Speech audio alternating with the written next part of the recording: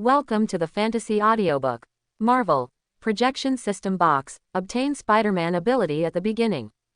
Chapter 41. At the same time, because of the collision of two energies, ultra-high frequency sound waves were produced, stimulating the eardrums of everyone present, and their heads seemed to explode. Leon's face was serious. That kind of voice did not affect him much, but involuntarily transformed into a blade form, and the surface of his body was boiling and surging like liquid, while Hawkeye and Bruce Banner were already kneeling on the ground with their warriors' heads, and even Natasha was affected, and the fighter hovered crookedly above. "Stop, stop, man!" Hawkeye shouted. Bruce Banner's body color has changed. Green and his normal skin color are switching back and forth. His face has been distorted. It seems that not only he is uncomfortable, but even the Hulk in his body is unbearable. Leon frowned. "Bear with me." Quote. After that, he increased the energy output of the laser beam, and tried his best to condense the two laser lights, and then the two laser rays began to thin until they condensed into a cigarette-thick beam. The laser light acted on the blue shield, and where the two touched, a violent vibration was produced, and in an instant, high-frequency sound fluctuations erupted into an extremely sharp sound.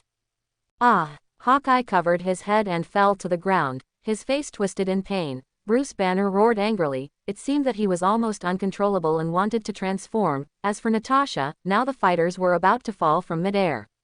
"Stop it, we can't hold on!" Hawkeye roared. Leon shook his head. The ultra-high frequency sound made him a little uncomfortable, and his laser light at this time was enough to penetrate a mountain, but he still couldn't even penetrate the blue energy shield, and he had to stop, otherwise the people around him were estimated to really can't stand it. When the laser light disappeared, Hawkeye and Bruce Banner felt a lot better, and after getting up from the ground, the two were still a little dizzy and had the urge to vomit, but they were resisted. "Oh my God, that voice almost tortured me to death." Bruce Banner roared. Hawkeye also had a scared expression on his face, and looking at Leon's gaze was like looking at a monster. At this moment, a voice flew up from downstairs and landed next to the three people, but it was Thor, who had just been ejected, and he frowned. "What happened just now? What makes such a strong noise?" Quote. Bruce Banner explained to him. He looked at Leon and shook his head. "So, we can't take this thing." Quote. It seems that this is indeed the case now, because that layer of energy shield and the energy of the cosmic cube are one, and the energy of the cosmic cube is infinite, representing the space energy of the entire universe, so you can't break it at all. Leon only shook his head slightly when he heard this. "Okay. So what do we do next? Can you only wait for this machine to shut down on its own?" Thor said. Hawkeye thoughtfully, but Bruce Banner shook his head and said, "We have to find your brother Loki and get the scepter from him. His scepter is set with a gem, and that gem is likely to have the same level of energy as the cosmic Rubik's Cube and can be used to neutralize this blue shield, and there is no other way, unless one of us has the same level of energy as the cosmic Rubik's Cube." Quote. Leon's mind moved. His eyes were connected to an alien space, and with the entire alien space energy as a backing, he could continue to stalemate with this cosmic cube, but obviously, it was not good for him to do so. "Then let's go now. Turdau, gentlemen, I think you need to hurry, because I think it may not be long before this thing opens the spatial passage." Natasha's voice came from the headset of the four, and then she said, "I have contacted the captain and Stark. The captain has responded. He is rushing here. Stark seems to be in some trouble. He should need our support." Quote. So what are you waiting for? Let's hurry up. Turdau. Leon stayed to guard this instrument, and the rest of me went with me to meet Stark and the captain. Natasha said. Good. Leon nodded. He is indeed the best person to guard here, because of all the people, he has the most attack methods, and his combat power is amazing. Go. The rest of the people boarded the fighter, and the tail end of the Coon fighter spewed out flames from the font, and quickly flew towards the distance. Leon, on the other hand, stood alone in front of the instrument, looking at the azure cosmic cube in the center of the instrument and lost thought. Is there any way to take this thing out?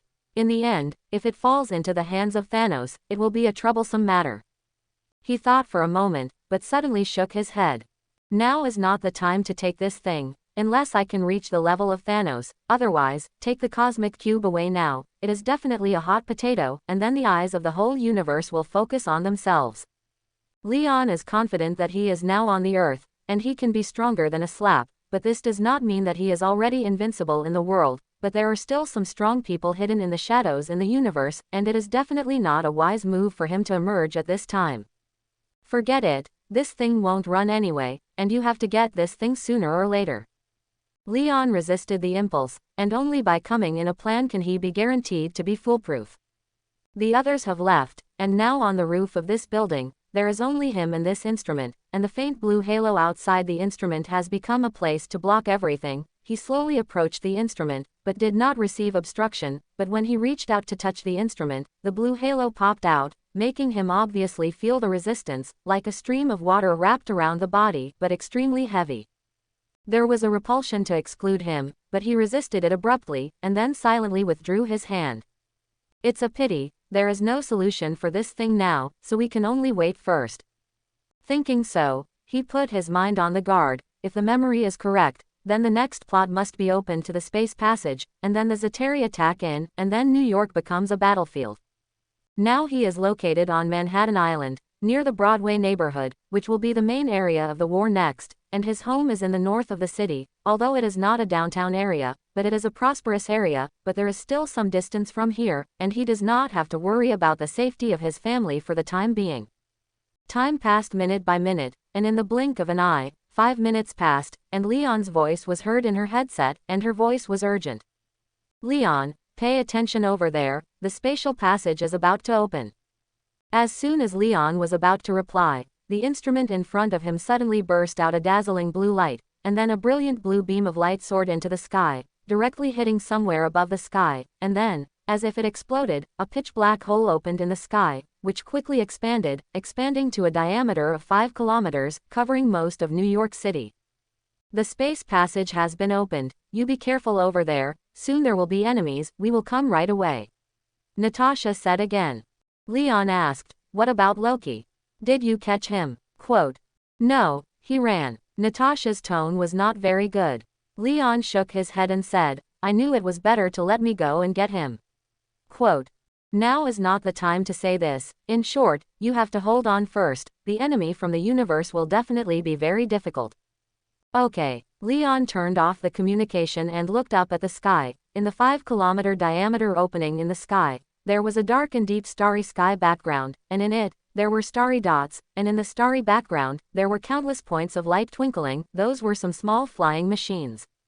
With a lot of eyesight, he could only vaguely see a rough idea, but he could see that those small flying machines were rapidly impacting down towards the ground. It's coming. He is ready, and the reason why he is willing to agree to this mission is mainly because he needs to kill as many Chitauri as possible, to increase his own killing value, and while killing the Chitauri people, he is also protecting New York City, which can get good value. Leon's abacus jingled. 20 million is just a transaction on the surface, and his secret gain, no second person can be clear. He stared at the sky, and suddenly saw a fiery red figure come into view. It was Iron Man Tony Stark. He was quickly flying towards the space passage in the sky, and then Leon saw that he had contact with those Chitauri flying machines. Several sparks burst out in the sky, and Tony Stark's attack was very fast, but what greeted him was an overwhelming counterattack, making him dodge a little suddenly. I really think I'm a lone hero. Leon was a little smacked. If it weren't for the good performance of Tony Stark's suit, it is estimated that under the wave of fire just now, he would have to be beaten into scum. Almost give me a hand. Leon twisted his neck, then his face paled, and at the same time said in the communicator, Tony Stark, if you don't want to die, get out of there. Quote, what? Tony Stark's voice was surprised. Because I'm going to do it. After Leon finished speaking, a thick laser beam appeared on Tony Stark's body, directly killing the Chitauri people along the way. Tony Stark was startled and subconsciously hurried away. Boom, boom, boom. A series of explosions sounded in the air. Tony Stark flew away from the place before looking back, and then his head was in a cold sweat. Just under the laser beam just now, hundreds of Chitauri flying machines exploded, scattering into a ball of fire in the sky, like fireworks. This guy is horrible, he couldn't help but mumble. I'm still listening. Leon's voice reached his ears, and he didn't have time to say more, turned on the miniature missile launcher on his shoulder, and launched one chalk-head-sized miniature missile after another, volleying the small flying machines of the Chitauri into the air. Seeing that there are no guys, I can solve so much in one go. Tony Stark shouted. Ha! In response to him, there was a sneer, and then 2 thick laser beams shot up into the sky, sweeping from left to right, and suddenly hundreds of flying machines were exploded. Tony Stark's pride was directly extinguished by Leon, and at this time, a large area of Chitauri descended in the sky, and in the 5-kilometer diameter space passage, countless Chitauri people fell like raindrops, which is completely an invasion of a race, and the Chitauri are a very brave race in the universe. They pursue war to conquer everything, and other life in the universe is regarded as a cosmic poison sac, which needs to be destroyed by war. The scene at this time is 100 times more terrifying than what is shown in the movie, and even Leon can't help but change his face in the face of such a scene. So many Chitauri people are really going to cause an interstellar war. He took a deep breath, his eyes suddenly became firm, and 2 laser beams shot out from his eyes in the next moment, sweeping directly in the air. From a distance, 2 thick laser beams, like 2 sharp swords piercing into the sky, swept back and forth in the sky, and all the aircraft hit by the laser beam were the end of the explosion, and those Chitauri were blown to pieces. I have to say that his long-range attack ability is indeed very strong.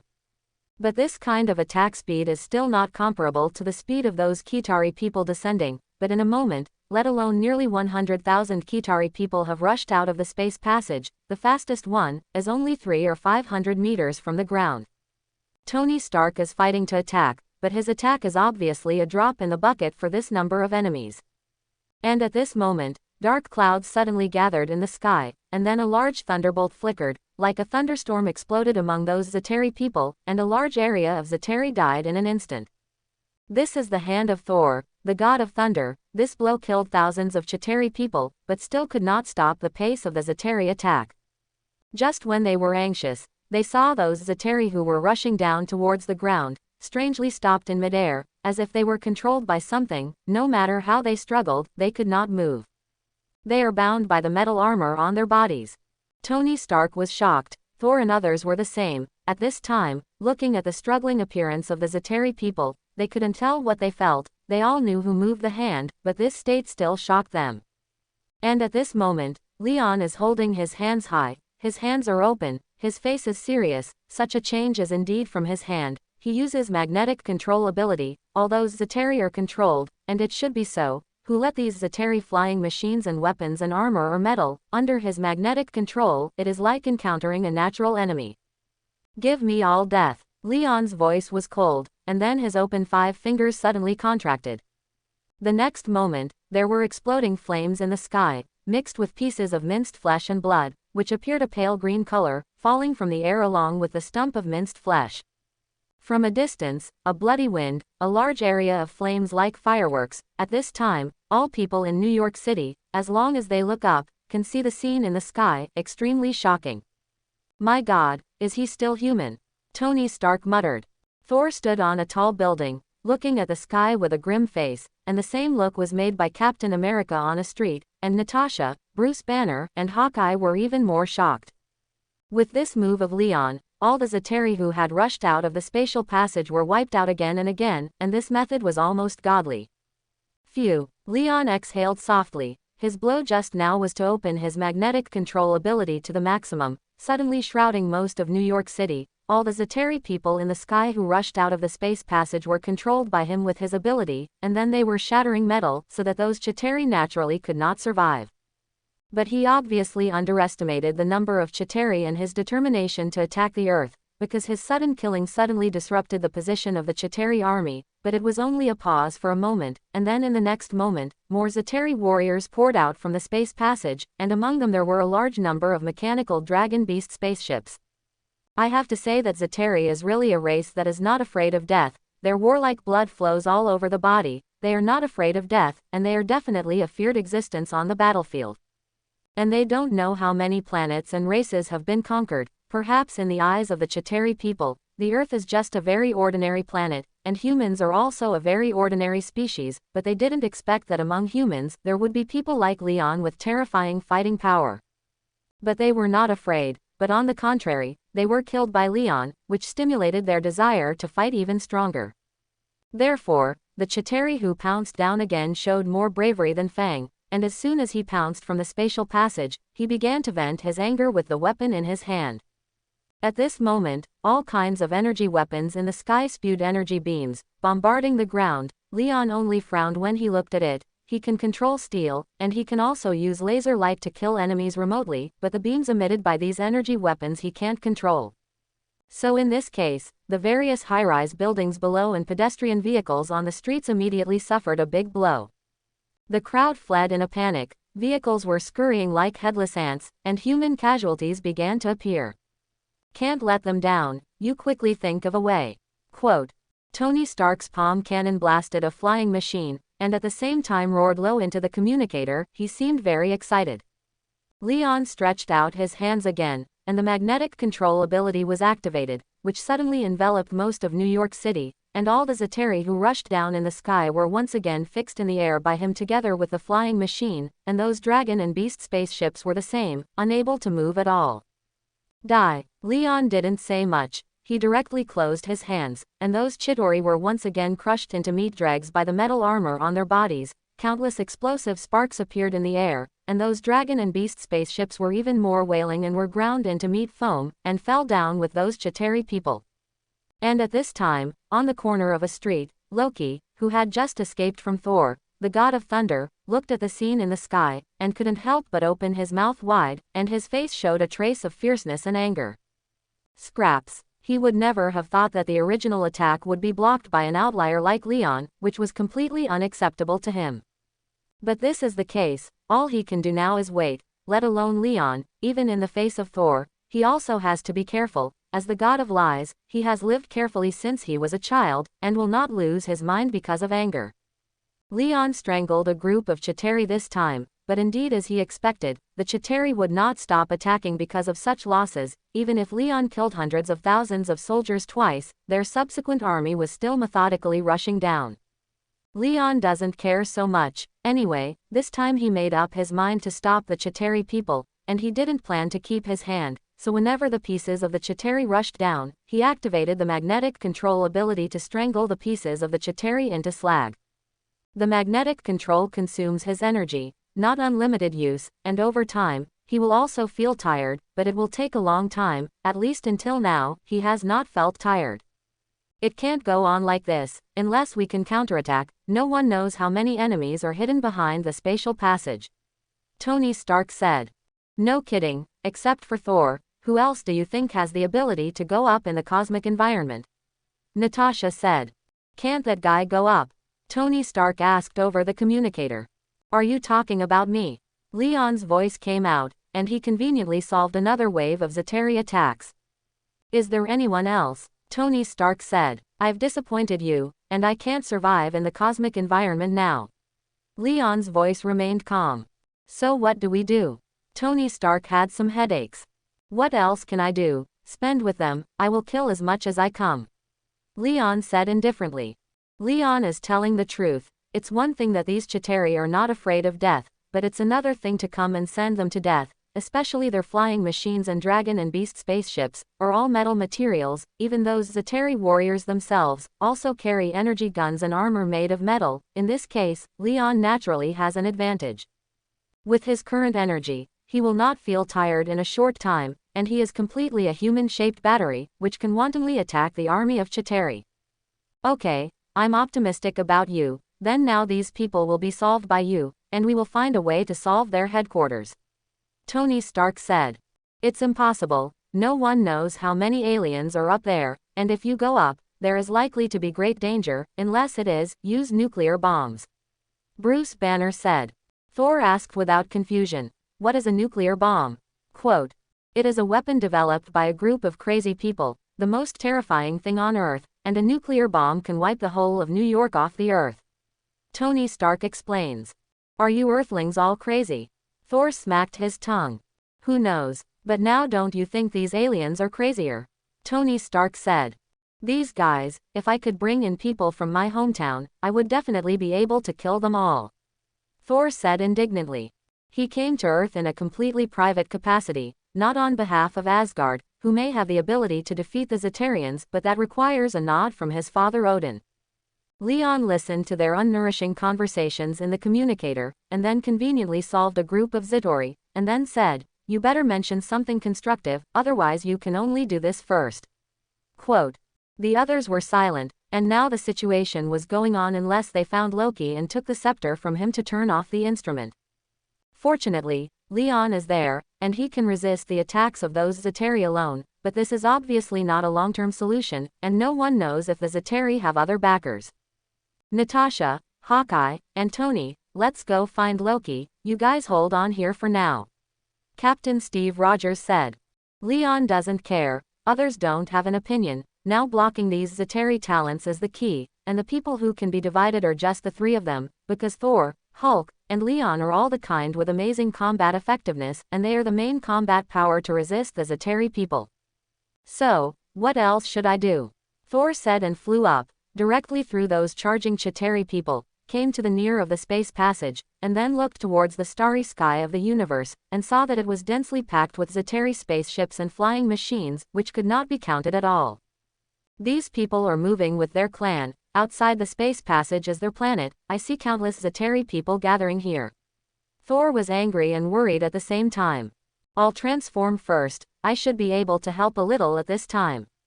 Bruce Banner had no other way. Hearing what Thor said, his heart couldn't help sinking, and then he directly transformed into the Hulk, roaring up to the sky on the roof of a tall building. Leon seemed to have guessed this to be the case, and without much surprise, he pulled out the system light curtain, and after seeing the change in the value above, a smile appeared on his face.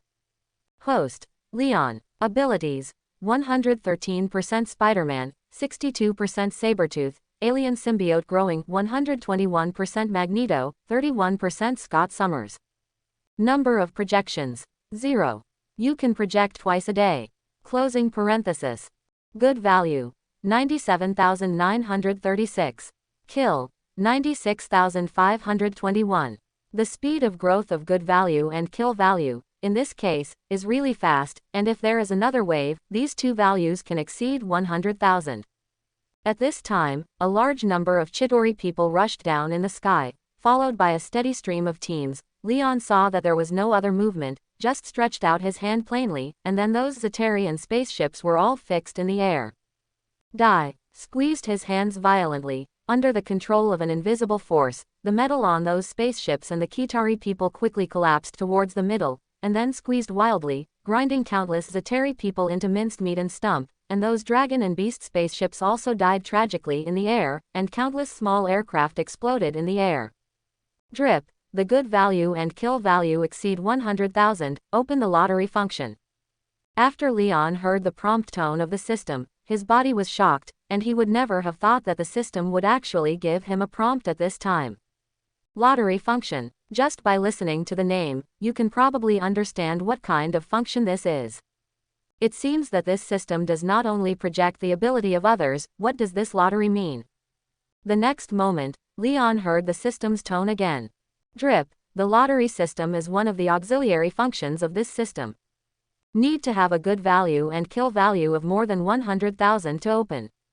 The system provides 3 levels of lottery items, respectively ordinary items, high-level items and treasure lottery. Ordinary items can cost 50 good value and kill value each time. High-level items can cost 500 good value and kill value each time. Treasure lottery each time requires 5,000 good value and kill value. According to luck, the items obtained will be stored in a storage compartment automatically generated by the system.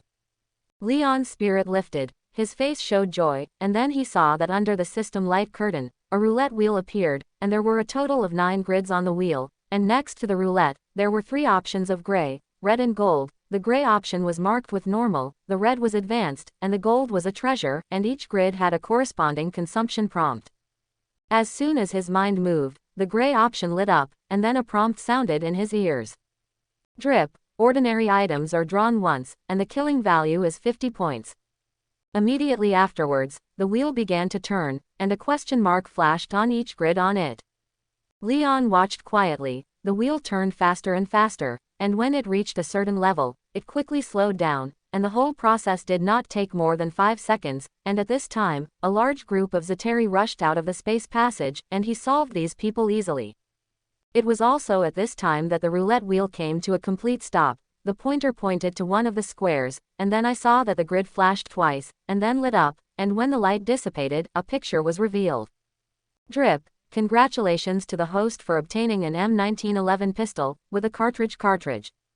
Leon raised his eyebrows, and the expression on his face was a little strange. 50 kills, you will give me a pistol. Or a pistol that can be bought for more than $300. Is killing worth so worthless? Quote. Then he saw the picture turn into a ray of light. This light jumped directly above the system light curtain. Behind those grids, a separate grid appeared, and in the grid lay a silver pistol. Leon didn't take it out and decided to do it again. As soon as his mind moved, the normal item option lit up again, but this time he chose to consume good points. Drip. Ordinary items are drawn once, and the consumption value is 50 points.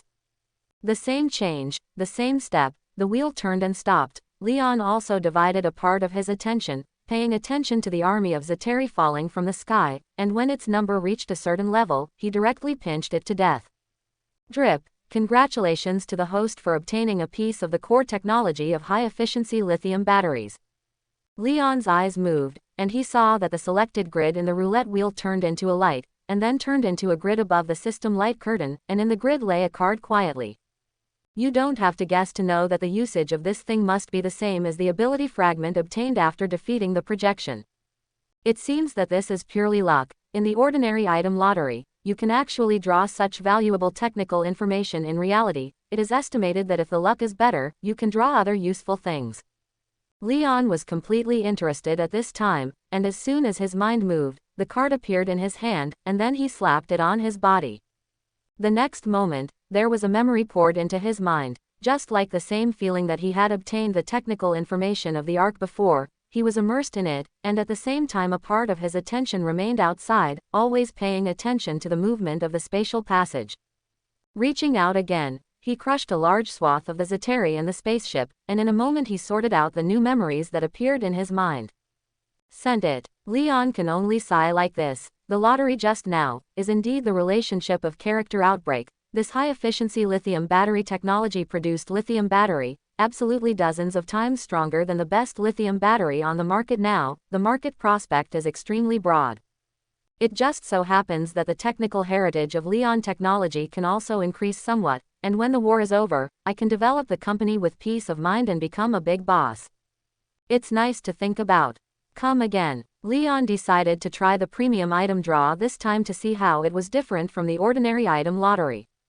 The color of the option of the high-level item lottery is red. Leon now has enough good value and kill value. Every time he kills a piece of Chitauri people, it can bring him a lot of benefits. He is completely brushing these Chitauri people as mobs. Such a good opportunity, he can't wait for a while. Let's go. Leon chose the high-level item lottery, and suddenly the entire roulette wheel turned red, and a faint red light appeared on it. Drip. The high-level item lottery is drawn once, and the killing value is consumed by 500 points. 500 kills, before today, is not a small amount for him. You must know that he has grown to this extent. The killing value consumed for projection is only 300 or 400, and such a high-level item lottery costs 500, and it will definitely be distressing for a long time before this. The roulette wheel turned quickly, and the red light flashed, as if something was brewing, and Leon found that this time the wheel rotated longer than the ordinary item lottery, and it took 10 seconds to stop. And at this time, another burst of Chitauri attacked. Leon grinned, behaved very easily, stretched out his hand to fix these Chitauri and spacecraft in the air, snorted coldly, and then squeezed his hands. Those Chitauri naturally became pieces of flesh and blood. Looking at the killing value and the good value, it soared very quickly, and it has already exceeded 120,000. Come more, better come more. He is more urgent than ever. This is his experience after all. Miss this time, I don't know if there will be such an opportunity next time. In the blink of an eye, the roulette wheel stopped, and then the red light flashed on it, and then it rushed to the top of the system light curtain, and it also became a grid. Drip. Congratulations to the host for obtaining a share of the Dark Elf branch magic. Leon was stunned, thinking that he could actually smoke this kind of thing, and immediately became curious. There was also a card lying in the extra grid. Leon took it out, quickly slapped it on his body, and suddenly another memory entered his mind. He spent more than 10 seconds absorbing it, and suddenly his face became a little strange. Bloodline transfiguration, which is very similar to the ability of the Skrulls, but there are also different places. Bloodline deformation can be transformed into other species, even if it has never been seen in the five. It can change the form at will, and even if its own bloodline is strong, the minimum can become an ant, the maximum can become a giant, and the volume of this change has no upper limit, depending on whether its own bloodline is strong. Leon cracked his mouth and smiled. Such an ability is indeed very strong. As the saying goes, it is more skill than pressing, such a skill he naturally will not dislike. He took advantage of this gap to pinch a large number of Chitauri people to death, watching the good value and killing value rise, and his heart was also very happy. And because of his obstruction, New York City at this time did not suffer any serious attacks. At most it was the Chitauri people who came out of the space passage, and the losses caused by the attack with energy weapons. Such losses are not much, but there are definitely casualties. Leon couldn't protect anyone, and he wasn't interested in protecting everyone. He just killed as many Zetarians as he could. He didn't have to worry too much. Try again to draw high-level items with good values. Just do it when you think about it, and Leon has to figure out what good things the rest of the lottery can come up with. As soon as the thought moved, the roulette wheel suddenly turned, and it glowed red, attracting people's attention.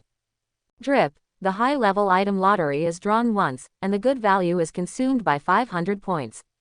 Everything was the same as just now. The wheel turned, the red light flashed. The process lasted for about 10 seconds, and then the roulette wheel gradually stopped, and when he pinched another piece of the Chitauri in his hand, he heard a tone. Drip. Congratulations to the host for obtaining the artificial intelligence incubator. Leon had the harvest just now. At this time, in the face of this reward, his face did not change. He took out the card in the grid and slapped it on his body, and another memory poured into his mind. The complete artificial intelligence incubation program can hatch a real artificial intelligence, and the starting state has the thinking ability and IQ of a 7-year-old child, which is a real intelligent life. Leon absorbed the memory, and then there was a small sigh. This advanced lottery is really extraordinary. Such an artificial intelligence is estimated to be many times stronger than Tony Stark's Jarvis. Then he is at most a semi-intelligent program, and this one I obtained as a real intelligent life program, ha ha ha, earned. I have to say that he is indeed lucky. First lithium battery technology, followed by this artificial intelligence, all of which he can use in the future company. With high-efficiency lithium battery technology as the foundation, coupled with artificial intelligence life programs, Leon technology can definitely develop in the future, and when the time comes, it can also be equipped with the corresponding technology of the Shangzhou reactor, and the potential of Leon technology is infinite. What people live for a lifetime, only fame and profit. Leon does not have much pursuit of fame, and the pursuit of profit is not great, but how can he be worthy of the identity of the reborn? Leon did not stop. Those Zetari were like crazy. They didn't care about life or death. The desire to conquer the earth drove each of them crazy down. Often Leon just killed a wave, and then another wave rushed down, like raindrops. Such a scene fell in the eyes of Thor and Bruce Banner, which is undoubtedly not a good thing. Both of them are dealing with it carefully, but after waiting for a long time, there is no fish that has slipped through the net, but every time the Zetari rushes down, they will suffer the destruction from Leon at the first time. Bruce Banner is now in Hulk form. Anger has filled his mind, and he doesn't feel anything yet, because his thoughts themselves are chaotic. Thor, on the other hand, was numb in his scalp and looked at Leon from time to time, only thinking that Leon was a monster. Leon is indifferent. He has even removed the blade form now, just standing on the top of the building, although next to him is the instrument that opens the spatial passage, but it has not had any impact on him. Even if he has killed tens of thousands of Zetari people, he is still flat, as if everything in the world will not make him change his face. Try the treasure lottery again. Leon decided to use the killing treasure lottery first, and as soon as the thought moved, the option of the treasure lottery bloomed with a brilliant golden light, and the entire roulette wheel also turned into a brilliant gold color, and then 5,000 killing points were deducted, but this was simply a drop in the bucket for the value that was increasing every moment. This time the roulette wheel rotated for almost a minute, during which Leon killed 2 waves of incoming Chitauri, and the good value and kill value rose sharply, and then he saw the roulette wheel slowly stop, the pointer pointed to one of the grids, and the grid suddenly burst out with a brilliant golden brilliance. Then the golden brilliance flashed, and there was an extra grid on the system light curtain, and there was a card lying in the grid, but the card was also shining with a hint of gold. Drip. Congratulations to the host for obtaining Thanos skin resistance 1/10. When Leon heard this prompt, he immediately lifted his spirits. Thanos' ability he knows somewhat. When he watched Marvel movies in his previous life, he was curious about this character, so he also specially checked Thanos' information, and now he remembers it clearly. But he remembers that the information describing Thanos has a part about his skin, which is almost indestructible, and can fight against cold, heat, electricity, radiation, poison, aging and disease, and this description alone is already shocking, and Thanos is one of the most terrifying villain bosses in the Marvel world, almost the enemy of all heroes. The ability of such a person, even if it is only skin resistance, is still 1/10, that is definitely a terrifying existence. The treasure lottery. You can actually draw the ability of the big boss itself. This lottery function is really against the sky. Leon originally planned to slowly project heroes, and then from low to high, a little bit to project more powerful characters. According to his estimates, to reach the point of defeating Thanos' projection, at least there is still a long way to go. Don't look at him now on the earth as already very strong, but in the face of Thanos, he also has no bottom. This is not with a system can be immediately every second, there will always be a process. Even if there is a system can shorten this process, it is also necessary to go step by step. But now, this lottery function allows him to shorten the process, which makes Leon extremely excited. It won't be long, it really won't be long before I can have the ability to completely protect myself, and when the universe is so big, I can let me wander. Leon directly took out the golden card, and then slapped it on himself. The next moment, his body shook violently, and then his body began to swell. His clothes were torn by the body support, and the skin color of his body gradually changed, slowly becoming gray, and then changing towards another color. Leon's whole body was trembling, and an indescribable feeling filled his body, as if the entire body, from cells to the ends of his hair, was undergoing transformation. This process was fast, it only lasted less than half a minute and disappeared, but when he stopped, he had become a giant man who was almost 3 meters tall. Lying groove, the skin has turned purple. This Thanos skin resistance actually made me become a purple potato. Leon was excited, and then suddenly remembered that he guessed that he had obtained the bloodline transformation technique, and activated the ability without thinking, and his body recovered. Just now, he was really shocked. How could he never have imagined that with Thanos' skin resistance ability, he would actually turn into a purple potato, which was too scary. Leon also had to sigh at his good luck. Fortunately he got the bloodline transfiguration technique in the previous lottery, otherwise he would only be able to go out to meet people with a purple skin in the future, and Leon did not have the hobby of others as an alien. Relieved, at the same time he also felt the changes in his body. This change came from his skin, became an unimaginable sense of toughness, and the skin is more sensitive to the external environment. It seems that it is just a little wind and grass, the skin can be distinguished. Humidity, wind speed, air composition and even radiation strength are all well known, as if countless sensors are installed on the body surface, which is terrifying. With such a degree of skin sensing, it is no wonder that Thanos can become the overlord of the universe, which is completely an exaggerated ability that allows Thanos to survive in various extreme environments. Leon was shocked in his heart. Although he now only has 1/10 of Thanos' skin resistance, he dares to say that on Earth alone, no one can surpass him, and such a skin surface is absolutely amazingly strong. He took a deep breath to calm the excitement in his heart, and then he chose the treasure lottery again, this time with good values.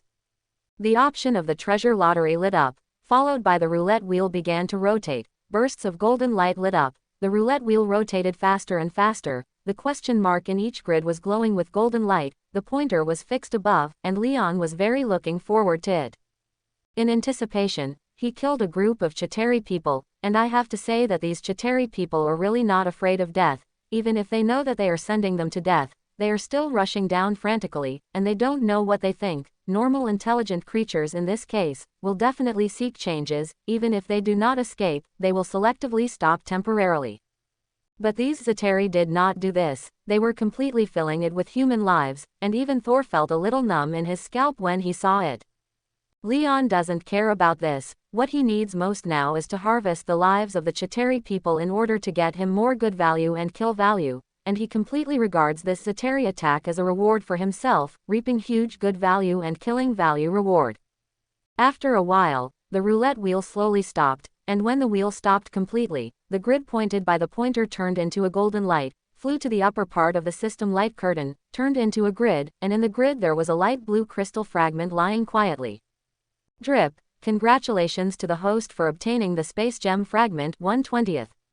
Space Gem Fragments. Leon's body shook, and then looked at the instrument beside him incredulously. There was a blue cube in the instrument, that was the cosmic cube, and it was also a space gem. This thing is now intact, still firmly transmitting energy towards the space channel in the air.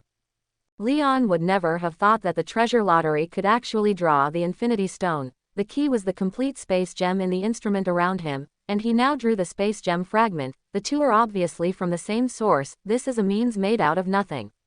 What is the origin of the system? Leon didn't think too much about it, nor did he take out the space gem fragment, but prepared to plan well after this big battle. The space gem fragment of 1/20th size. How much ability and energy can retain the space gem? This is not known, but it will not be worse. After all, it is a cosmic treasure, and it itself has a singularity. Phew, he breathed a long sigh of relief, calmed his mood, and then raised his head firmly. His body gradually floated up, floating in the air, and when he raised his head, he was the huge spatial passage. The dense army of Chitauri swarmed down. Behind it, the deep universe from the middle, there was a looming huge silhouette. That should be a planet fortress, that is to say, Chitauri is moving the clan, their foundation is there. Leon really wants to directly burst their planet fortress, but unfortunately, with his current ability, he still can't do it, so all he can do is kill these Chitauri people as much as possible, so as to get good value and kill value with all his might. Under his interception, there are no fish that have slipped through the net. Often a group of Chitauri talents rush down, and then they will be directly pinched to death by Leon. This process he has repeated many times, but seeing the growth of good value and kill value, he is still full of motivation. Let Loki's guy run away again. Leon's headset suddenly heard Hawkeye's grumbling. Keep looking, be sure to catch him. I just put a tracker on him, I will find him first. Tony Stark said. Leon, how long can you hold out over there? Natasha asked. If these aliens keep dying like this, I estimate that at least I can last for a day and a night. This kind of intensity of harvesting is indeed not much tiring for him. If he can really kill for a day and a night, then the good value and killing value he has may be able to break through the 10 million level. Think about what the concept of tens of millions of levels of good value and killing value is. It is simply terrifying. If there are really some, he can lie down all the way and strengthen himself. But those Chitauri people in front of him are indeed a tendon, and no matter how many people have died, anyway, they rush down with one mind. Leon is a little unsure of what medicine is sold in the gourd of the Chitauri people, but he is happy to see this situation. You're such a monster, Tony Stark said in the communicator. Leon was right to take it as a compliment. Leon, your side must hold on first. You can't let those aliens down. Now the whole of New York City has begun to chaos. All the police have begun to maintain order, but to stabilize, you must wait for the troops of the National Defense Guard to enter it. Steve Rogers rode. Leon asked over the communicator, then how long do they need to enter? Quote, it is estimated that it will take half an hour at the earliest, but more than 1,000 troops in advance have already entered New York. Well, 1,000 people is useless, but talk is better than nothing. You guys go to Loki first, I don't have to worry about it for the time being. Leon has the heart to help them. After all, this is also the way to earn good value, but unfortunately it is inseparable now, and the matter at hand is even more important. Thor, if you go up there and see if these alien fortresses are hatching any attack plans, I always feel that they are delaying time. Leon said again. Thor is an Asgardian bloodline, and his strong body allows him to survive and fight in the space environment, but there are too many Chitauri people, even he does not dare to go deep into it, but it is still no problem to look at the periphery of the space passage. Good. Thor is also very simple. Now he and Bruce Banner can't help much. He has been watching from the side, and there is no need to say that he is anxious in his heart, but he does not dare to intervene rashly, for fear of disrupting the rhythm of Leon's attack. If there is really Chitauri leaking, it will definitely cause a lot of damage to New York City. Then Thor swung the hammer and threw it upward, and he was carried by the huge inertia of the hammer and flew up, until he flew to the edge of the space passage. From where he looked in, he could clearly see the huge fortress where the starry sky was, and in the center of the fortress there was a point of light flickering. With his eyesight, he could see that there was some kind of energy gathering, and his face suddenly changed, and at the same time, the secret path in his heart was really guessed by Leon's guy. Guys, if I'm not mistaken, there is energy gathering on the fortress base of these aliens, and it is estimated that 9 out of 10 are high-level offensive weapons. Thor hurriedly said as he fell. Tony Stark scolded, "You have to find Loki quickly and get the scepter from him, otherwise New York will be destroyed, knowing that tens of millions of people live here." Steve Rogers rode. Leon is a little entangled. He now has a space gem fragment in his hand. This thing is the same origin as the cosmic cube, and it is most suitable to neutralize the shield outside the instrument, but he is inexplicably a little reluctant. So many good and kill values, how can it be cost-effective to earn more? While thinking so, he was a little worried about the comfort of New York. After all, his family still lives in this city, and his home is also here. "Thor, do you dare to go up with me?" Leon said suddenly. "No problem, what do you want to do?" Thor asked. "Of course, hit them in their lair, hit them until they hurt," Leon rightfully said. "Okay, I'll accompany you." Thor was also very belligerent, and the proposal immediately gained his support. "Wait man, didn't you say before that you can't survive in space anymore?" Tony Stark asked suddenly. "Yes, you must have misremembered." Quote, "In fact, Leon can survive in the early universe environment in the Blade state, and he now has Thanos skin resistance, and he wants to survive in the universe without the slightest difficulty." The reason why he said that before was completely because he wanted to harvest more lives of the Chitauri people on the ground, but now the situation makes it impossible for him to do this anymore, so he has no choice but to take the initiative. At the same time, he also wants to test the newly acquired ability to see how strong Thanos' skin resistance is. Tony Stark shouted, "Man, you shouldn't have cheated on us at this time." Quote, "You're just misremembering. Well, now is not the time to argue about this. Thor, come up with me." Leon didn't want to have anything more to do with him. After speaking, he took a deep breath, looked up at the huge spatial passage on the sky dome, and then his mind moved. The magnetic control ability was activated, using himself as the base point, forming a repulsion to the ground, and the body flew up quickly. He wanted to fly very lightly. His body jumped directly into the air, and then the speed became faster and faster. Facing the Chitauri who rushed down, stretched out his hand to control the new Chitauri again, and crushed these people as usual. "Natasha, you drive the fighter to guard that instrument, and until Thor and I return, even if you get Loki's scepter, don't close the passage, otherwise, we may not be able to come back." Leon explained again. "I will." After explaining this, Leon has already flown to the edge of the space passage, and from here looking inside, you can vaguely see a huge fortress in the depths of the starry sky, countless Chitauri people, densely rushing out from the inside, mighty towards the space passage. "I'll go first, you follow me behind me," Leon said to Thor. "Good." Thor is also very crisp. At this time he is holding a hammer in midair, so that he can hover in midair. I have to say that his way of flying is a bit strange, but it works well. Leon's face was calm, and with a wave of his hand, he fixed those Chitauri people in the spatial passage, and then the figure flashed, and he was able to rush into the spatial passage. The moment he entered it, he felt the change in the surrounding environment. There was no air around, a feeling of weightlessness met his heart, and the sense of space he had on the ground had disappeared here, unable to distinguish up and down, left and right, and there was a strange sense of loss. This is the feeling of the lonely and empty universe. Fortunately, Rayon's sense of discomfort is only for a moment, and then he feels the magnetic field lines that exist in every corner of the universe, which is far weaker than the feeling on Earth, but Leon can clearly feel the existence of every magnetic force. As soon as his mind moved, his body began to rush forward in space, and because it was the first time he flew or walked in space, he was a little uncomfortable with the control of the direction, and his body rolled directly. And it took him 2 or 3 seconds to get used to the feeling, so that he completely controlled the trajectory of the flight movement and quickly stabilized himself. Leon can't breathe now, but he has a strange feeling, on the skin of his body. He is actually voluntarily absorbing the radiation energy from space. converting it into the nutrients he needs, but the feeling of suffocation in his chest is a little uncomfortable. It feels like suffocation. What a weird feeling. While Leon sensed himself, he couldn't help but feel a little excited in his heart. This is still his 2 lifetimes, he has been in space once in his life, and he feels very strange. It seems that I guessed correctly. The space environment can't affect me at all. As for the suffocating feeling of suffocation, it can be completely overcome, and now, go reap the experience and go. Quote. Leon looked back, and then saw that Thor was still outside the space passage. He waved at him, and then turned around and rushed towards the fortress where Chitauri's army was.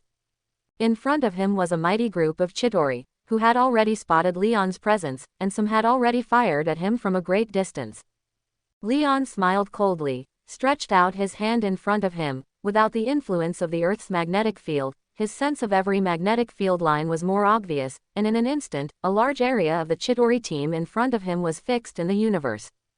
Die. With one thought, tens of thousands of Chitauri people in front of them, even with the Dragon Beast spaceship, were crushed into minced meat, and the flesh and blood splashed in the space and floated out without restraints. Leon's figure was like a missile, quickly rushing towards the Chitauri fortress. He saw the light in the center of the fortress, and as the distance narrowed, he also felt the surging energy in it. After flying for 2 minutes, he saw the full picture of the fortress clearly. It was not a planet, but an asteroid. It is estimated that the interior has been hollowed out, and the outside has a very obvious metal structure. The diameter is not to say 30 or 40 kilometers long. It looks very huge. Countless Chitauri people rushed out from the asteroid fortress, like locusts. If this scene were faced by ordinary people, it is estimated that the liver would have been frightened, but Leon just frowned. Behind him, Thor quickly rushed forward wielding a hammer, following closely behind him, and the 2 of them just like that. Where Leon passes, all the Chitauri troops will be fixed by him, and then squeezed to death by the metal on his body, and Thor can use a hammer to shoot lightning even in the cosmic environment, hitting those Chitauri people, although not as much as Leon destroyed, but also a sweep. The 2 approached the asteroid fortress so quickly, and with Leon's presence, the Chitauri army along the way would naturally have no effect on the 2. As for the sporadic counterattack on the side of the Chitauri side, there is no way to take Leon and the 2, not to mention Leon. It is Thor who is not very worried about those ordinary energy weapons. Even if it hits the body, it is just a pain. And Leon's current ability can ignore such a counterattack, unless it is an energy cannon, otherwise, it can rampage over. The asteroid fortress was getting bigger and bigger in front of the 2 of them, and the space passage behind them was getting smaller and smaller, and when Leon looked back where he was now, he could only see a fist-sized plane, and inside was a light, which was the overlook of New York City. Leon did not waste time, continued to gallop forward, but suddenly sensed a trace of danger, and avoided to the side without thinking. Whoosh! A thick beam of energy passed by his body, and he immediately felt a tingling pain in his arm, with a strong burning sensation. Immediately afterwards, dozens of energy beams shot from the fortress, pointing directly at Leon and Thor. Thor swung his hammer, and a lightning light curtain appeared in front of him, and then more than a dozen energy beams collided with the lightning light curtain, which immediately knocked Thor out, and suddenly distanced himself from Leon. Leon, on the other hand, is the first to expect the enemy, shuttling freely in a large energy beam, and as he flies, he becomes more and more proficient in his own flight movements, and now he will naturally not be busy avoiding these energy beams. But the number of energy beams was too much. Even he couldn't do everything, just dodged a few energy beams at this time, and then was hit in the chest by another one. He did not summon the blade. At this time he was still in a combat uniform. After being hit by the energy beam, the clothing on his chest instantly became powder, and then his chest hurt, and the whole person's figure was a meal. But he didn't slow down. A sneer appeared on his face, and then he looked at the asteroid fortress. The next moment, his eyes burst into red light, and then the red light gathered together, and then 2 laser beams burst out from his eyes. The laser light that shot out of his eyes at this time, which was the thickness of his forearm, had already hit the asteroid fortress in an instant. Immediately afterwards, an energy battery exploded on the asteroid fortress, and Leon did not stop. His gaze shifted, and 2 laser beams swept over. This kind of damage is not much horror. After all, the 2 are still some distance, and the laser beam is a fixed-point attack, which is only strong penetrating. If it is on the surface of the asteroid baby, then the sweep will exert more power. Leon put both hands together and activated the magnetic control ability with all his strength. Move me. His body was tense, and at this time he had already moved his ability to the maximum, wanting to use magnetic control to envelop the entire asteroid fortress. Buzz. In the invisible fluctuations, the magnetic control successfully captured the asteroid, and who made Chitauri's fortress full of steel creations, which was a natural target for Leon. The next moment, the asteroid fortress shifted, and the steel creations on it, under the influence of Leon's ability, began to pile up with each other, and suddenly produced a large exploding fire. He was drawing the asteroid fortress closer, and he himself was rapidly approaching the asteroid. A flash of electricity flashed beside him. Leon turned his head and saw Thor. He nodded at Thor, and then the speed suddenly increased, but in a minute, he had reached a few hundred meters above the asteroid, and then the two of them weakened slightly, and hovered overhead. Leon waved his hand, and countless steel and metal rose up below, including a lot of Chitauri people, and he didn't care, and then pressed his palm down fiercely. Countless steel and metal galloped down like a sharp arrow, and the next moment a shocking collision occurred. There was no sound propagation in space, but Leon saw that on the surface of the asteroid fortress, there were fires, large and small, but without exception they were all caused by tragic explosions. Countless metal fragments were thrown into space by the impact of the explosion, and a large exploding explosion brightened the starry sky in front of Leon's eyes. Such a blow, not to mention the elimination of hundreds of thousands of Chitauri people, and even I don't know how many facilities were destroyed. Leon urged the ability with all his strength, and in an instant, all the metal that burst out of the asteroid fortress was fixed in the sky, and the asteroid shook all over, and then approached Leon at a speed visible to the naked eye. At the same time, Leon's body rushed forward, easily exceeding the speed of sound on Earth, and Thor, the god of thunder behind him, followed his footsteps, only a dozen meters away from him, turning into an electric light and falling towards the asteroid. As the distance narrowed, Leon's observation of the asteroid became clearer, and he found that the external structure of the entire asteroid was covered with a variety of metal creations, some like hangars, some energy fields, followed by weapon batteries, one energy cannon after another, dense to count. The laser beam in Leon's eyes did not stop, like two lasers, raging on the surface of the asteroid as his line of sight changed. Pieces of Chitauri rushed out of the asteroid fortress, and at the same time, Leon was also locked by countless batteries, and the next moment he was facing an overwhelming energy beam. It has to be said that this fortress was born for war. 60% of the external structure is offensive and defensive weapons. In addition to those batteries, there are countless missiles launched from the fortress, targeting the two Leons. In the face of the attacks of those energy beams, Leon naturally dodged everywhere, and if he couldn't dodge, he used his body to resist hard, so that although he would not be seriously injured, it was indeed quite painful to be reached by some energy beams. And those missiles are much simpler to deal with. As soon as the thought moves, the magnetic control ability is launched, and any missile containing metal substances is directly controlled by him. Leon's palm pressed down, and the next moment all the missiles turned around directly and attacked the incoming road. The next moment, a large area of fire appeared in front of Leon's eyes. He turned off the laser light, turned back and nodded to Thor, and then the speed increased again, like a meteor, directly falling on the surface energy of the asteroid. Boom! There was thin air on the surface of the asteroid. He landed in an open place, the metal earth under his feet. The sound of the collision made the ground tremble, burst out. All the surrounding batteries quickly turned their muzzles to aim at him, but by this time, Leon had the upper hand. A flash of red light flashed in his eyes, and then his eyes burst out with laser light, which followed his movements and looked around, and he had already wiped out all the battery gold that attacked him. Click! A thunderous explosion sounded, and the next moment I saw a thick electric light smashing on an energy battery in the distance, and it immediately exploded.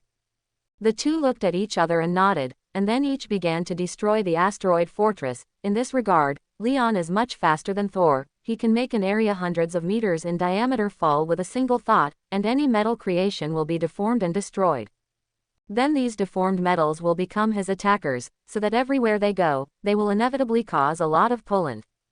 As for those Chitauri people, at this time, one by one, they are going crazy to attack Leon, but Leon's ability is innately restrained to them, who let the metal objects on these Chitauri people too. For Leon, such killing and splitting is very timely and very monotonous.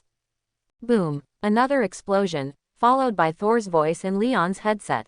We quickly entered the interior. Such a large asteroid, there will definitely be more technological creations inside. I don't know how many people are in it, but we look at it like this, the number of people is definitely not a few. Leon nodded, he had already thought of this. I'll harvest a batch of Chitauri first, you wait for me for a while. Leon is naturally unwilling to give up just like that, no matter how he says it, he has to kill more, so that he can earn. Thor was noncommittal about his statement, he didn't know why Leon was so keen on killing, but in his opinion, this is the most basic quality of a warrior, so strong. Fierce. Leon did shock him, at least even if it was his words, killing many people would be boring, but Leon was now enjoying it. Leon doesn't care how many people rushed out of the asteroid fortress, anyway, as long as he sees it, he can't escape the consequences of being killed by him. The process is very fast and short, after all, the magnetic force control in controlling metal long-range killing, the effect is very prominent. And at this moment, the energy gathering in the central position of the asteroid had reached a fixed point, and even Leon could detect the surging energy contained in it, and Thor's voice suddenly came from his ears. Quick, we need to stop them from having energy cannons. That is indeed an energy cannon. It is estimated that it is still a high-level energy cannon, and a cannon that goes down through the space passage can definitely blow up New York and destroy it. Leon has long been guarding against this, and after seeing this scene, he suddenly stretched out his hands, urged the magnetic control ability with all his strength, and then shrouded most of the fortress, followed by turning its 2 levels, like playing with marbles, to move the asteroid fortress. This does not require him to expend much energy. In fact, the asteroid is a very large hole, involving the whole body, only need to move a point, then the hole will be displaced. Leon doesn't need to shift the entire asteroid, just a slight shift in its center. As he thought, in a 5-second period, the center point of the asteroid fortress shifted 15 degrees to the left, which seemed to be a small displacement at close range, but zoomed into the cosmic scale, it was 1,000 miles away. Buzz. Leon suddenly only felt a brilliant brilliance flash in front of his eyes, covering all the starlight in the starry sky in an instant, leaving only this brilliance in his sight. He seemed to have ripples under this beam of light in the universe, and at the same time he sensed the amazing energy contained in the beam, and then when he turned his head, he saw that the energy beam grazed the edge of the space channel, and missed it. This is exactly what Leon wanted, and at the same time achieved his goal. Let's start destroying. It will take a while for their main guns to be recharged. Leon said. Thor had already reached the surface of the asteroid 1 step ahead of him, and immediately saw a dazzling flash of electricity on his body, which suddenly lined him with a dazzling appearance, like a god, and then Thor began to wreak havoc on the surface of the fortress. Without the restraints in New York, he was full of combat power, and he was ruthless against the Chitauri, although his shot was not as ruthless as Leon, but everyone touched by his thunder and lightning would be killed in an instant. And Leon also landed at this time, and as the distance narrowed, his control of the metal on the asteroid became more and more relaxed, often in a single thought, hundreds of tons of metal would fly into the air, and then fall down like a cannonball. Moreover, it directly destroys the metal creation structure on the fortress, causing it to collapse itself, like cutting grass to harvest the lives of the Chitauri people. In this state, others could not hurt him, but he turned into a bloody reaper, and hundreds of Chitauri died at his hands every moment, but in just 5 minutes, everything within 2 or 3 square kilometers had been destroyed, and such destructive power would be an absolute terrible disaster if placed on the Earth. Even on this asteroid, it was a huge disaster, especially for the Chitauri people. Such a loss was unbearable even for them, but Leon did not care about the life or death of the Chitauri people, and worked hard to reap it. Now he kills the Chitauri people, and only gets kill value and no good value, because he is now on the asteroid fortress. Because of his relationship, the Chitauri people hid all their firepower on him and Thor, and there is no direct connection with the safety of New York, so the good value is now gone. But he doesn't care, the kill value is just as important to him. Buzz. There was a low buzzing sound in his ears, and then the ground began to shake under his feet, and the area he destroyed produced a strong explosion in the next moment, and he had already flown out of this area early, and had reached another place several kilometers away to continue his journey of destruction. Thor was with him, and the two did not act separately, which would be nothing to Leon. but Thor did not have such strong defense and maneuverability as Leon, so he would be slightly more dangerous, so he would have to be a lot more careful. At this time, Leon's combat power is fully open, the magnetic control is fully open, controlling the metal within 3 kilometers of the surrounding area, although it is not completely controlled, but as long as he is willing, no Chitauri in this range wants to escape, so his arrival is a one-sided slaughter for the Chitauri people in this range. Even if he is as strong as Thor, he can only be a foil by his side, and whenever he sees Leon easily pinching the pieces of Chitauri, Thor will look at him. This guy is definitely a monster. Thor thought so.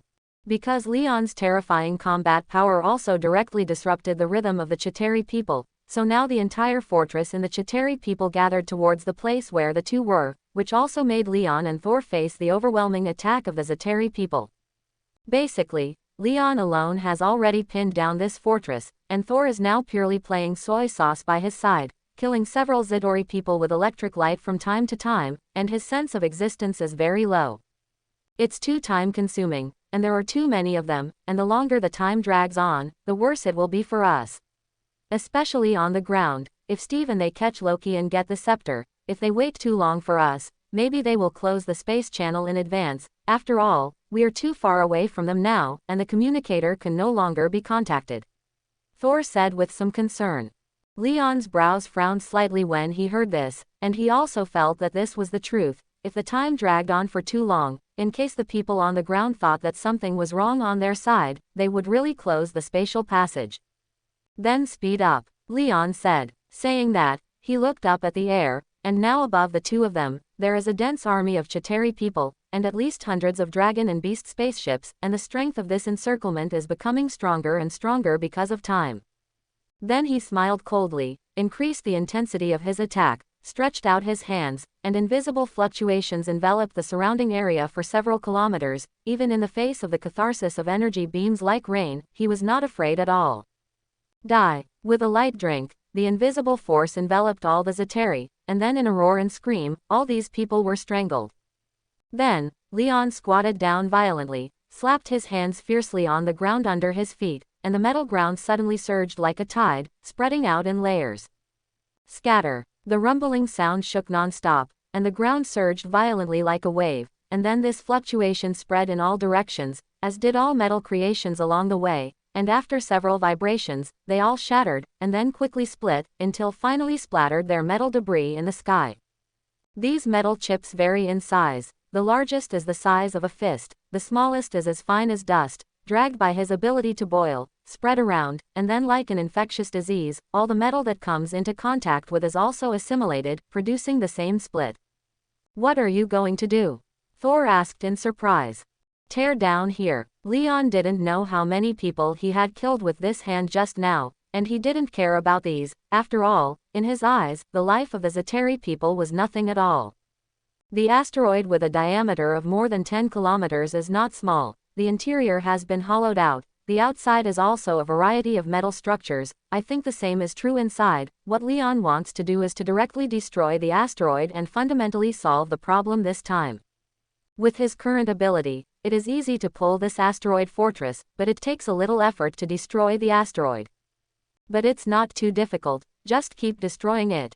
Just as he thought, in just over a minute, everything within a radius of several kilometers was destroyed, and the sky was shrouded in smoke, all of which were metal debris of different sizes, like a thick fog that enveloped the two of them. This step surprised Thor. His combat power is not weak, but in the face of Leon's ability, it is still difficult to compare. Leon burst out with all his strength. Without stopping for a moment, the ground under his feet shook more and more strongly, and with his destruction, the structure of the asteroid showed that some places were unstable, and even a piece of ground broke away from the asteroid fortress. Almost. Leon looked at the metal debris rising in the sky and a smile appeared on his face. He stretched out his hands and shook them in the air. The next moment, all the metal debris began to gather towards a point, gradually fit together, and formed a ball at a very fast speed, and the volume of this ball was getting bigger and bigger. Thor's eyelids jumped, and his premonition told him that what would happen next might be extremely amazing. Chapter 51. As soon as Leon held his palm, the metal ball gathered by metal debris suddenly shrank in a circle, shrinking in size, but increasing in density, so it became tougher. This metal ball is now less than 500 or 600 meters in diameter, and it looks like a behemoth from a distance. With Leon's current ability, it is not too difficult to control a metal ball of this size, nor will it be particularly easy, but it is enough to deal with the asteroid fortress under the feet. Hey, wait for me, you're so easy to get hurt by mistake. Thor quickly picked up the hammer. His body suddenly rose into the sky. For him, the current Leon is simply a monster. If such a large metal ball is hit, if he is right in the impact, then he will definitely be seriously injured. Leon left him alone. Thor was self-aware and sensitive to danger, knowing that what followed would be an absolutely earth-shattering collision. He stretched out his hand and condensed the metal ball with his ability for a long time, and then pressed it down fiercely. Smash this place for me. One side is an asteroid with a hollowed-out interior, and the other side is a metal ball hanging high above and still very solid. If the two collide, the result is naturally self-evident. The metal ball began to fall from above, and the two were like hundreds of meters. This distance is simply close to each other on a space scale, but on an asteroid, the distance of hundreds of meters is not short. The speed of the metal ball falling began to accelerate, and at this time, the side of the asteroid facing the metal ball had already been destroyed, and the various defensive weapons on it were basically paralyzed, and only sporadic counterattacks did not work at all. Thor was hovering thousands of meters above the asteroid in the other direction at this time, and from his point of view, he could see the full picture of the asteroid and the metal ball, and saw the metal ball falling down quickly, and the huge volume made contact with the asteroid in just 10 seconds. Where the two collided, a violent fire was generated, and then it evolved into a large explosion. Countless debris burst up. The asteroid was hit by the huge thrust rolling in the opposite direction, and the material at the impact point was parabolic and sputtered around. Indescribably shocking. This was the first time he had seen such a sight. It was really a little terrifying. At this time, Leon was on the asteroid, but not at the impact point, but the ground under his feet was shocked, and he was directly collapsed by the shock, although injured, but somewhat dizzy. Leon also distanced himself from the asteroid, and any metal fragments that flew towards him would automatically push away from him under the control of his ability, and he held the metal ball and slammed directly into the interior of the asteroid. The asteroid was hit with a huge opening, and at this time, the metal ball had rushed into the interior of the asteroid, destroying everything in its path. Like a violent beast, in front of it, nothing could resist its progress. In half a minute, the huge metal ball had rushed out from the other end of the asteroid, bringing up a large piece of debris, and the asteroid was directly penetrated back and forth, and then it rushed out for thousands of meters before gradually stopping. As soon as Leon beckoned, the metal ball crashed towards the asteroid again, and countless debris in the asteroid burst into space. Such destructive power is incomparable. Even Leon is shocked by such destructive power, but also full of joy. Haha, come again. He did not think to let these Chitauri leave. Since he hit his own muzzle, then he can only blame them for being unlucky, and at no time can they be merciful to the enemy. This is the truth. The metal ball fell rapidly, which is relative to the asteroid, from Leon's current point of view. That is, the metal ball quickly flew towards the asteroid, and hit the asteroid again a moment later. The same debris burst from the sky, the same violent explosion was generated, crazy destruction in the interior of the asteroid, and after less than a minute, it came out from the other end, while bringing out countless debris. 2 impacts, 2 explosions. The damage to the asteroid is terrifying. There are 2 transparent huge holes on each side of the asteroid, and the interior of the asteroid is more completely destroyed than the outside. After 2 impacts, the metal ball was also partially worn off, and the surface was full of potholes. Leon waved his hand gently, and the debris that broke away from the asteroid was dragged and gathered towards the metal ball, and then stuck to it, and was fused into the metal ball by Leon with his ability. The lost mass of the metal ball was replenished, and then it struck towards the asteroid for the 3rd time. The same process, the same result, the same loss of the Chitauri, the same 2 sides of the asteroid, and then the 4th, 5th, and even the 6th and 7th. Time passed slowly, and in a blink of an eye, 10 minutes passed. In these 10 minutes, the metal ball shuttled back and forth. Each time after all, it would cause an explosion, causing huge damage to the asteroid, and it had been back and forth more than a dozen times, during which the metal ball's own substance was also damaged a lot, and it was replenished by his ability. And now, what appeared in front of Leon was an incomparably broken asteroid, almost broken into two, densely packed with huge holes, like a hornet's nest. The Chitauri people above naturally suffered heavy losses, and Leon didn't know how many of the Chitauri would survive after these several attacks, which was not something he needed to care about. Just as he was about to wave his hand again to let the metal ball collide with the asteroid, the interior of the asteroid suddenly exploded violently, and the next moment it was a fire that rose up into the sky, engulfing most of the asteroid, and I don't know if the core of this fortress was destroyed. Leon saw a huge burst of fire in front of his eyes, explosions everywhere on the asteroid. The fire penetrated the surface of the asteroid, and a huge surging flame shot out from the gaps and holes on the surface of the asteroid, and the huge movement could make the entire asteroid begin to crack and deform. This process lasted for half a minute, during which the fire on the asteroid never stopped. There are also surviving Chitauri and Dragon Beast spaceships that escaped from the asteroid, but before they could escape, they were controlled by Leon with a wave of his hand, and then directly threw these people and Dragon Beast spacecraft back into the asteroid that was destroying. Thor's eyelids jumped on the side, and he turned his head to look at Leon with a strange look in his eyes. Perhaps in his opinion, Leon is simply a butcher. People's fortresses are about to be destroyed, you have to kill them all, it is simply going to exterminate humanity. However, the reputation of the Chitauri people outside is too bad, and Tal has naturally heard about it, and he is too lazy to say anything. As if he had done something trivial, Leon did not pay attention to these things at all, but instead watched with interest what was happening in front of him, looking at the asteroid that was on the verge of destruction, and even felt a little too enjoyable, and then beckoned and smashed the huge metal ball again.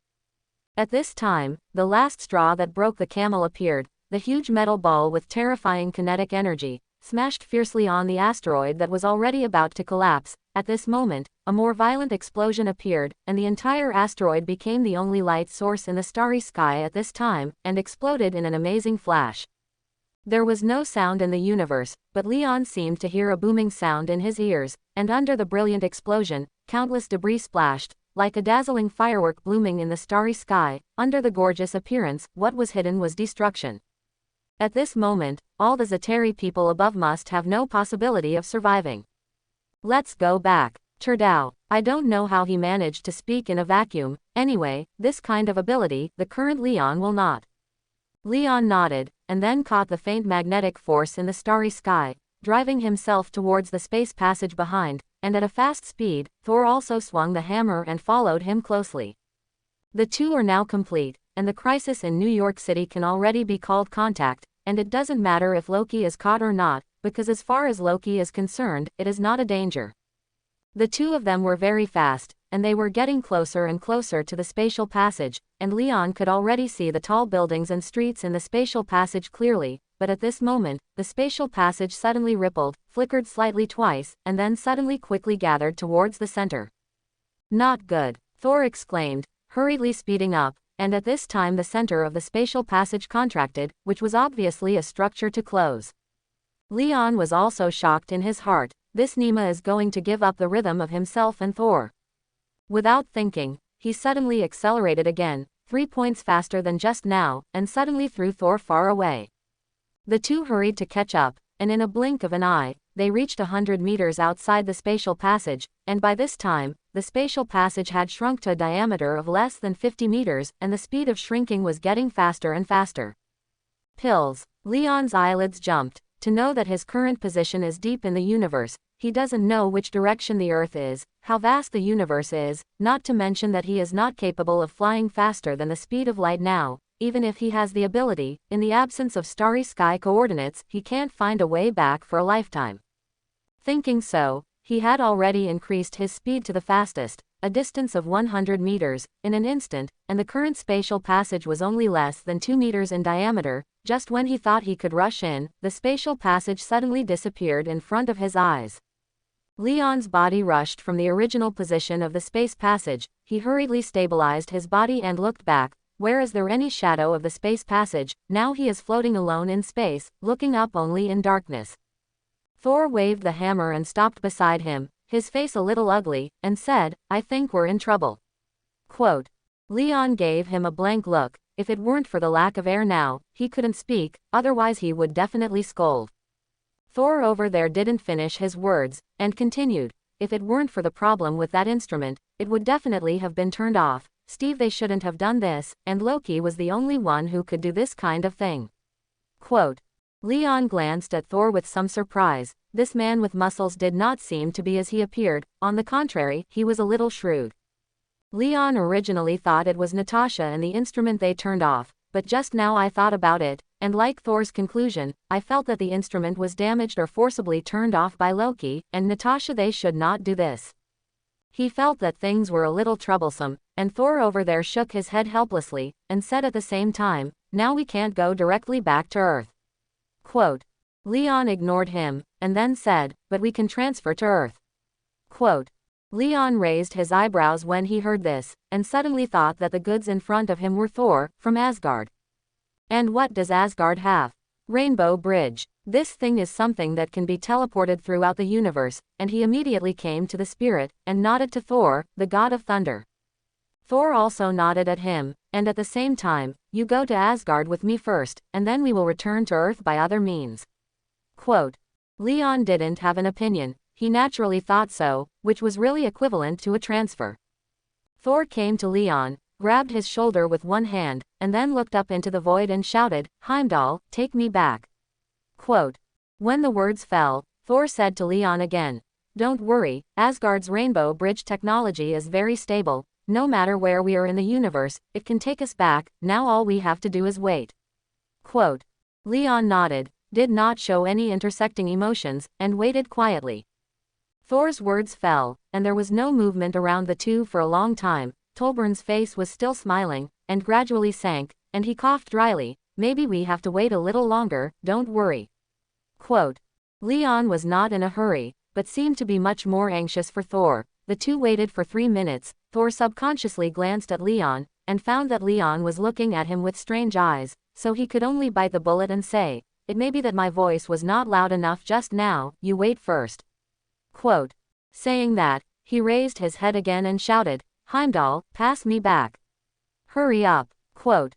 The guy guarding the Rainbow Bridge must have something temporary, let's wait. Leon just shrugged when he heard this. He had already thought about it. If there was really a problem with the Rainbow Bridge, it was a big deal that he would use all the good value and kill value he had obtained to draw the lottery, and he would not believe that he could not find a way back. Thinking of this, he hurriedly called up the system light curtain, and immediately saw the above numerical change. Host. Leon. Abilities. 113% Spiderman ability, 62% saber-toothed tiger ability, alien symbiote growing, 121% Magneto ability, 31% Scott Summers ability, bloodline transfiguration, Thanos skin resistance 1/10. Number of projections. 0. You can project twice a day. Closing parenthesis. Good value. 2,467,944. Kill value.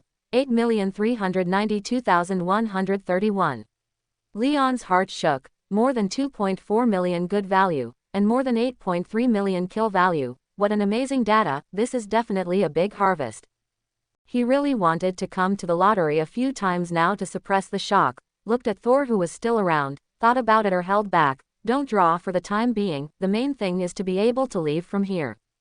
Another moment passed, and Thor found that the old one did not move, and this time he was obviously a little panicked, and cursed, what the hell are you doing? I'm definitely going to beat you up when I go back. Quote. Leon endured the excitement in his heart and looked at Thor affectionately, and Thor was stared at by his expression like this, and he dared to swear that this was the first time he had encountered this situation, and his heart was quite embarrassed. Okay man, I don't know what's wrong over there, but trust me, there's no doubt about the ability of the Rainbow Bridge, and it's the only way we can get out of here. Now you should be the guardian of the Rainbow Bridge to hear my voice, otherwise we'll just be stuck here. It's a disaster, and when I go back I will. As he spoke, T began to chatter, and just as he was still talking, the two suddenly changed around them, and a passage shining with colorful light enveloped the two from top to bottom, interrupting Thor's words at once. Look, I'll just say that the Rainbow Bridge is fine. This is the problem of that guy from Heimdall. Haha, I will take you to taste the wine of Asgard when I go back. We still have hot beauties there, but such a goddess is unlikely to fancy you. Leon found that Thor had the potential to talk for the first time, and the next moment he found that in this Rainbow Bridge, there was actually air components, and he took a slight breath and found that the air components in it were very similar to those on Earth. Okay, can you shut up first? Leon said. Oh man, can you speak? That's great, well, I'll shut up first. Quote. Thor didn't say anything more, but looked up at the top of the passage, and his expression became a lot more focused. Leon also looked up. The passage above was still a passage, the whole passage appeared brilliant, dazzling, as if surrounded by a rainbow, and there was a jewel-like crystal color, like a treasure. Pretty, huh? Thor said suddenly. It's beautiful. Leon did not deny this. In his opinion, whether the rainbow bridge is beautiful or not is secondary, and the technology behind its function is the most important. The next moment, Leon suddenly sensed a thrust on his body, and his body was pushed up by this thrust, and the surrounding passage walls flashed with crystalline streamers, so that he couldn't see how fast his speed was, but one after another quickly swept by, thinking that the speed should not be slow. I'll be in Asgard soon. Turdau. Leon didn't make a sound, carefully observing the color change of the passage wall. The luster above flickered very frequently, and Leon felt as if he was heading somewhere, thinking that it was Asgard. This process lasted about 3 minutes, and he suddenly saw a brilliant golden light appear in the uppermost passage, and Thor said at the same time, "We have arrived." Quote. The next moment, the surrounding light disappeared, and a golden hall appeared in front of him, and there was a high platform in the hall, on which a man held a sword and looked solemn, and there were more than 10 warriors in golden armor around him, standing around with spears, looking at Leon with a guarded expression. And Leon suddenly found that he actually didn't know when he was down to earth, and this transformation was very abrupt, so abrupt that he didn't notice it. What are you doing? And Heimdall, why didn't you respond to me for so long before? Thor asked directly. Leon shook his head. This Thor was really straight enough. Heimdall is a black man. The devil knows why the gods in Norse mythology are black. Anyway, this is the real world. Leon is too lazy to entangle these problems. Heimdall holds a long sword. The hilt of the long sword is brilliant gold. The blade is silver white. Near the hilt is 4 fingers wide. To the tip of the sword there are 2 fingers. The sword on it is fierce. The other people with spears, one by one, also looked guarded, surrounding Leon and Thor in the center, appearing very careful. He's dangerous. Heimdall rode. To answer my question head on, Heimdall, why are you doing this? I need an explanation. Thor said seriously. Heimdall stared at Leon for a moment before he said in a low voice, I have seen everything you and he have done in the universe. His danger level is very high. Such a person wants to enter Asgard. I must ask His Majesty. This is what His Majesty means. Quote. Leon does not feel that it is too dangerous. Heimdall has the ability to observe everything in legend, and although the cuts in the movie are severe, it is still possible to see all kinds of things in the universe. Thor frowned when he heard this, and was about to say something, but Leon pulled him and said, no need to do this, I can understand their approach. Quote. But that's rude to you. Turdau. Leon rolled his eyes at him. He didn't want to pay attention to him. He was seen by others doing what he did. When he arrived at someone's house, it was normal for people to be on guard, not to mention that it was okay. If Thor really thought that this was a fuss, then Leon was sure that his desire to walk around Asgard would definitely be aborted.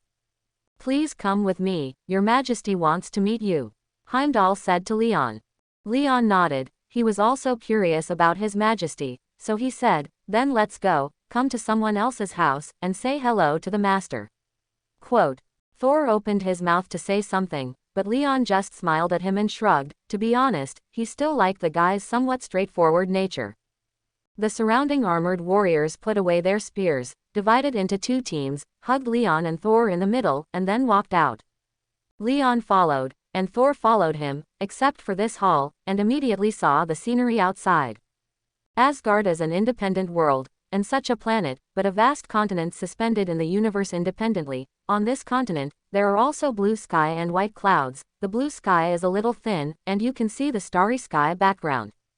There are various buildings on the mainland. There are high-rise buildings, there are halls, everything looks very exquisite and elegant, and people dress very casually. Most of them wear a robe, both men and women. And Leon also found that the people who live in Asgard are not all god people, although they are Asgardians of the god lineage, but one of them lives in ordinary people, but these ordinary people are very proud when they see Leon. Are you Asgardians so lacking in heart? Leon muttered in Thor's ear. Why do you say that? Thor wondered. Look at them, ordinary people like the Earthlings, why did they lift their heads and almost break their necks after seeing me? Leon casually pointed at a man. Thor looked at it and said arrogantly, because they are Asgardians. Asgardians are a noble race by nature, and we are gods. Quote. Leon glanced at him, and then said with a smile, did anyone tell you that it is easy to get beaten when talking to people like this? Quote. Thor's heart jumped when he saw Leon's expression, and then he remembered what kind of person this person in front of him was. To be honest, he really didn't think that the Asgardians had the capital to be proud in front of Leon. Ahem, they're just habits, don't mind. Thor said with a clear conscience. Leon nodded, and suddenly pointed to a woman again. There are indeed many beauties in your Asgard, I have seen dozens along the way, but the most prominent is this one. There is a feeling of maturity when you look at it, it is the most perfect age for a woman. Do you know her? Can I soak her? Quote. Thor glanced in the direction that Leon was pointing, and then his face suddenly became very exciting, and finally he grabbed Leon's collar in annoyance and roared, you fool, that's my mother Frigga. Quote.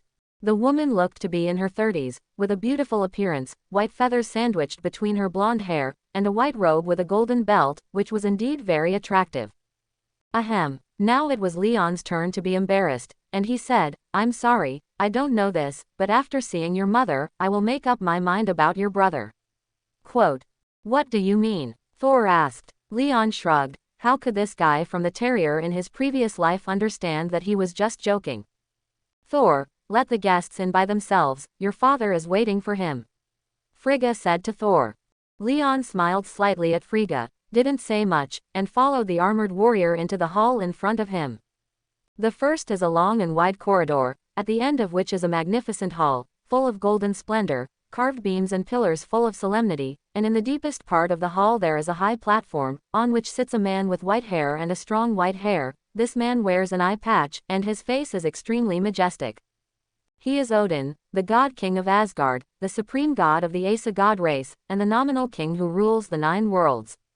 Odin is dressed in golden armor, golden helmet, white beard and white hair, holding a long staff. Behind him is a blood-red cloak, and behind the whole person is brilliant, lining him more powerful. This look does not know how much stronger than Thor, the god of thunder. Leon looked at him, saw the scrutiny in his eyes, and he did not take the initiative to speak, but waited quietly. Odin was observing him, he was also observing Odin. The two were silent for a long time, and finally Odin took the lead to break the silence. Earthlings, you are known to me for your bravery, your cruelty is terrifying, you need to make good use of your power, not let it flood, that will not do you any good. Leon raised his eyebrows slightly, but he didn't expect Odin's first words to be with a tone of admonition. He just smiled, facing a god without the slightest nervousness, and said indifferently, I know very well what I am doing, kindness is useless sometimes, do you think? His Majesty Odin. Quote. Odin frowned slightly. The first conversation between the two was mixed with some elements of mutual attack. In his long life, he had met many people and things, but he found that he couldn't see through Leon. I know why you came to Asgard, and I hope that you and Thor can become friends, and I look forward to not being enemies of Asgard one day. Now that you are Asgard's guest, I will arrange for Thor to take you to visit Asgard. Odin changed the subject. Leon smiled and nodded. Thank you, I also hope not to be an enemy of Asgard one day. This time I came here to borrow the Rainbow Bridge, I will leave soon. Quote. The subtext of Odin's words was to tell him to walk around Asgard casually, and when he was done, he would leave quickly. Perhaps because he was too cruel when he fought the Chitauri before, such a person was also an unstable factor for Asgard. Odin bowed, good. Quote. Saying that he had a long staff in his hand. When it sounded, it was like an order, and then someone led Leon out, and the conversation between the two was a little tortuous, but what the conversation really represented, only the two of them knew in their hearts. Leon walked out of the corridor and looked back. The corridor was deep, the high platform of the hall was shining with golden light. Odin was sitting on it, still watching him at this time. He smiled at Odin and then strode out. Not long after, he was taken to Thor's residence, and I don't know if someone informed him in advance, but Thor greeted him after his arrival, lined up his shoulder and said, Man, I just asked Heimdall, the crisis in New York has been lifted, and Loki has been caught, ha ha ha. Quote. Seeing that he was happy, Leon just smiled and said, then let's go back now. Quote, hi man, this is Asgard, you are an earthling who came to Asgard, shouldn't you take a good look here? You know, this is an East that is not available on Earth. Wine, beauty, fighting. Thor laughed. Leon just shook his head slightly. I'm not interested, to be honest, I'd rather go back to bed. Quote, no, I'll take you around, this is what I said before. Turdao. Leon's interest in this place has almost disappeared after seeing O, but looking at Thor like this, it's still no problem to stroll. Anyway, this New York crisis has been lifted, and he himself has obtained a huge amount of good value and killing value, and he is not afraid of things in a short time. Then let's shop around, he said. That's right. Thor took him out. Just as Asgard strolled around, listening to Thor's chatter, Leon also knew a certain amount about the place. This is the gathering place of the Asa god race. All Asgardians are more or less flowing with the blood of the Asa god race, even those mortals. There is a thin Asa god bloodline, their technology is very high, but they like to use magic more, just like the Rainbow Bridge, which is the product of the combination of technology and magic. The lifespan of the Asa god race is very long. Even ordinary people generally have a lifespan of 200 or 300 years, and gods like Thor have a lifespan of thousands of years, but it is not an eternal lifespan. Asgardians' daily life is very dull, and the entertainment things are martial arts and wine, and Leon feels that even ordinary people on Earth are more comfortable than people here. Leon is still wearing that special combat uniform, there is a hole in his chest, and there is an exaggerated gun behind him. Such a dress is very eye-catching here, but the most contemptuous gaze received here. Leon subconsciously looked at Thor next to him, and said, don't you think that you people here are a little arrogant? Quote, why do you say that? Thor said with some doubt. Look at those people, obviously very weak, why do they look at other people's eyes with scrutiny? Leon said.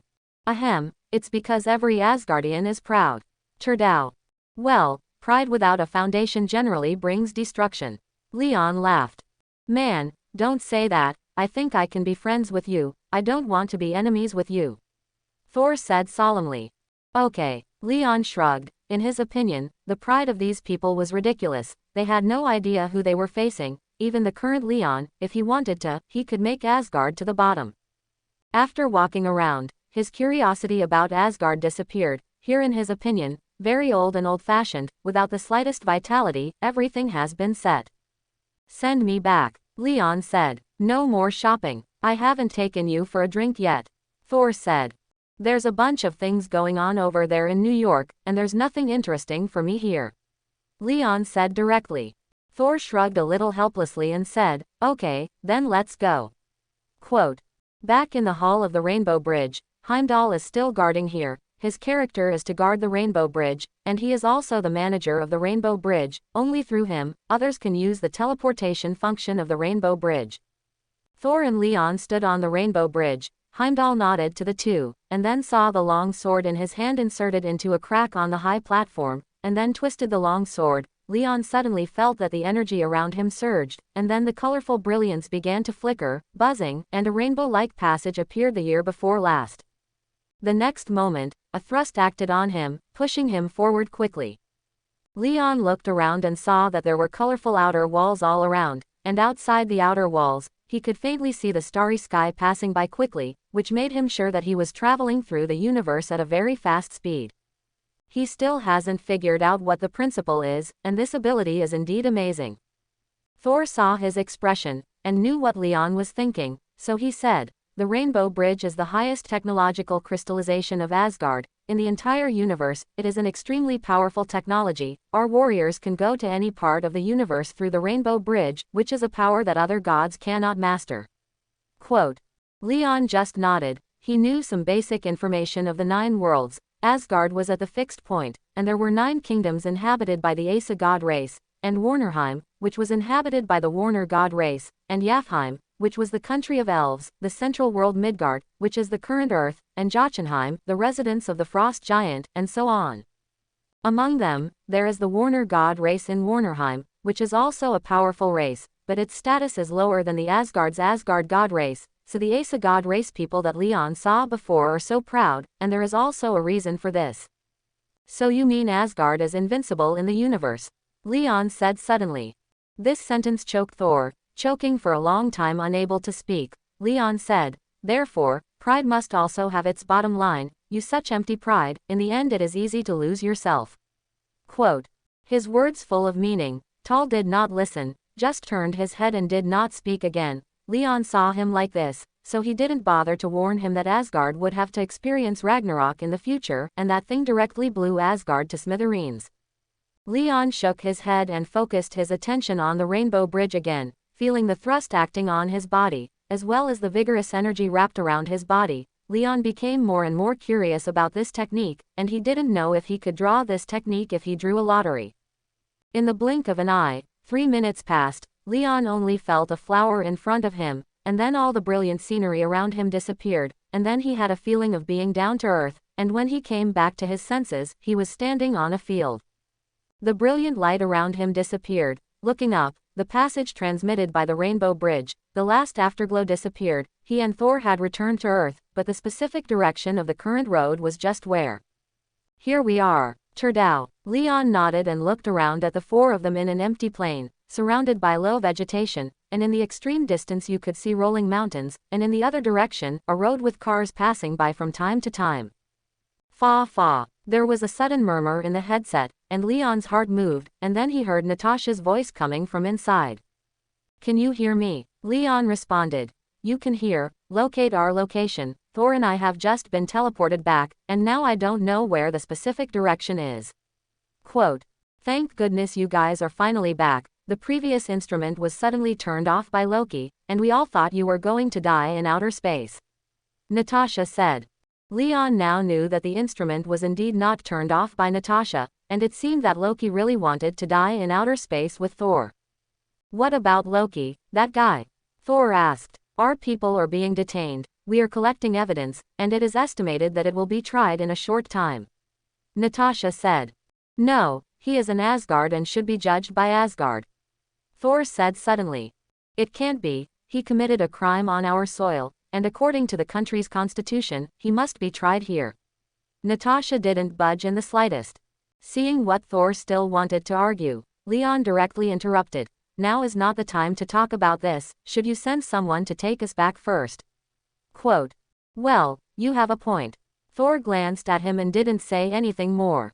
The two waited on this field, and about half an hour later, a helicopter flew from the sky in the distance, and then landed in front of the two, and it was Steve Rogers who opened the door, and he stepped forward and hugged the two and said, Welcome back guys, you have disappeared for half a day, we are all in a hurry. Quote. How did you catch Loki? Thor was curious about this. When a country mobilizes its forces to find someone, that person will definitely not be able to escape. Steve laughed. Leon didn't interject. He wanted to go back early now. Then the lottery, the crazy lottery, then the company, the big boss, the big money, and then the development of high technology. Fight for hegemony or something. Let's wait until you have the ability. Don't say that he has no ambition. Ambition is often linked to ability. Magneto has ambitions, but the result is not to be hidden by human society like a dog, and to expose his ambitions before he has the ability. This kind of person will generally die very miserably. This is a lesson. The group got on the helicopter, and Leon knew that he and Thor had actually been teleported more than 200 kilometers outside of New York, and it was no wonder that there was only one road surrounded by wilderness. In more than half an hour, the group returned to a stronghold of S.H.I.E.L.D., where Leon met Natasha and her group, and they were very happy to see Leon and Thor return safely, although Leon was not familiar with them, but in the end they had fought together and faced a common enemy, and there would always be a friendship in it. Leon said that it didn't matter, he just came to mix up the experience and take money to do things. Thor is different, he leaves to find Nick Fury as soon as he returns, and asks the other party to call Loki out, and he wants to bring him back to trial. This was destined to be a political battle, and it had nothing to do with Leon. When Natasha stepped forward and touched his chest, there was a hole there. She touched it directly on Leon's chest with her hand, and the touch from her tender fingers made Leon's heart flutter slightly. Aren't you hurt? Natasha asked. Do you want me to get hurt? Leon raised an eyebrow and asked. Of course not. Natasha's beautiful eyes glanced lightly, and said with a smile, I heard Thor say that you have burst the planet fortress of the Chitauri people. Quote. It's not a planet, it's just an asteroid, and it was really exploded by me. Leon did not deny it.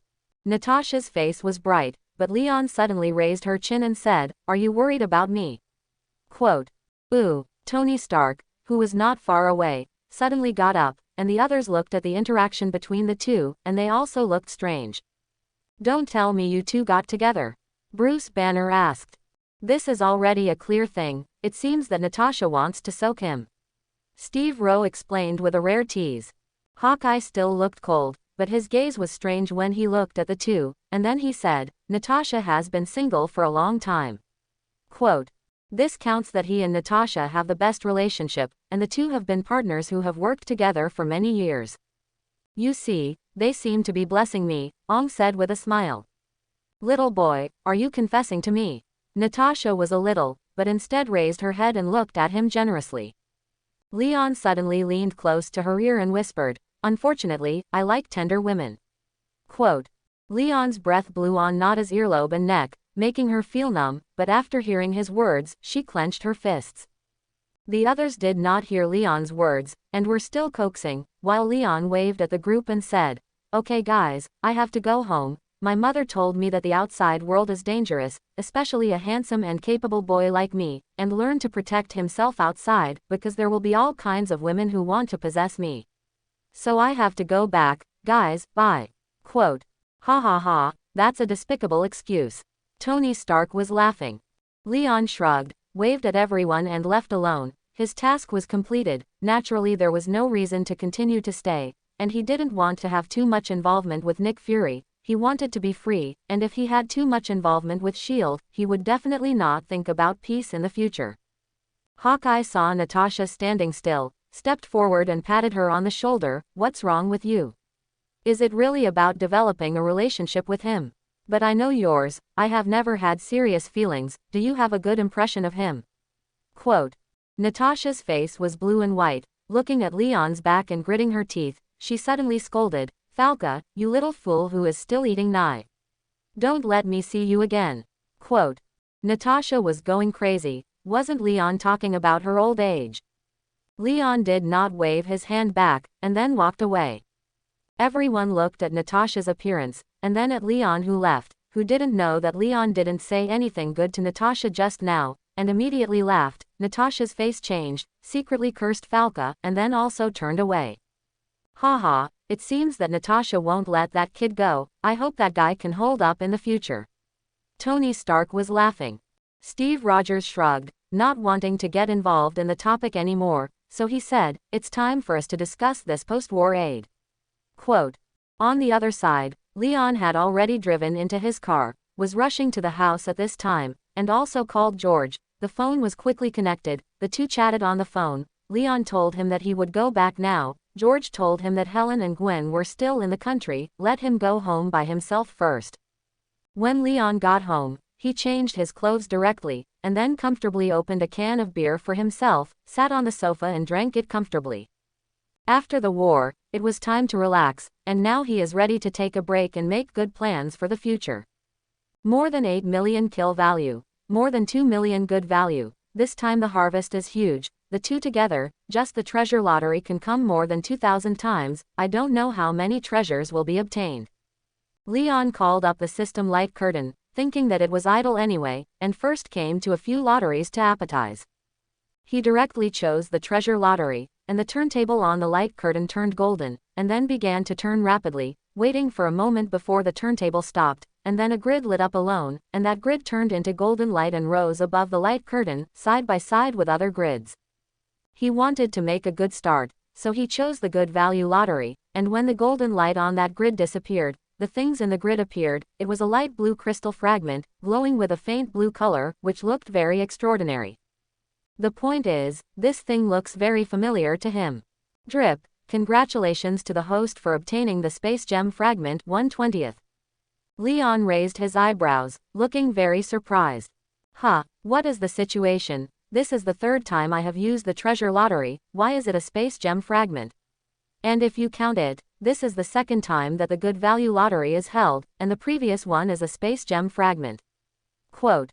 Leon had to fall into deep thought, and for a while he thought a lot. Is it possible that it is due to something that I have been exposed to? The more treasures you have touched, the greater your chances of being drawn by the lottery. Quote. He thought about it for a moment, and felt that there was really such a possibility, but if he thought about it, he felt that it was not right. He had indeed touched the space gem, but it was only the energy shield that escaped from the space gem, and he himself had not touched the space gem. In particular, there is another reason. He used the kill value to conduct a treasure lottery before, but the draw was Thanos' skin resistance. If he still had contact with the space gem, then Thanos he never dreamed of. After thinking for a long time and not coming to a conclusion, he simply put this question aside, and as soon as his mind moved, he took out the 2 space gem fragments from the 2 grids.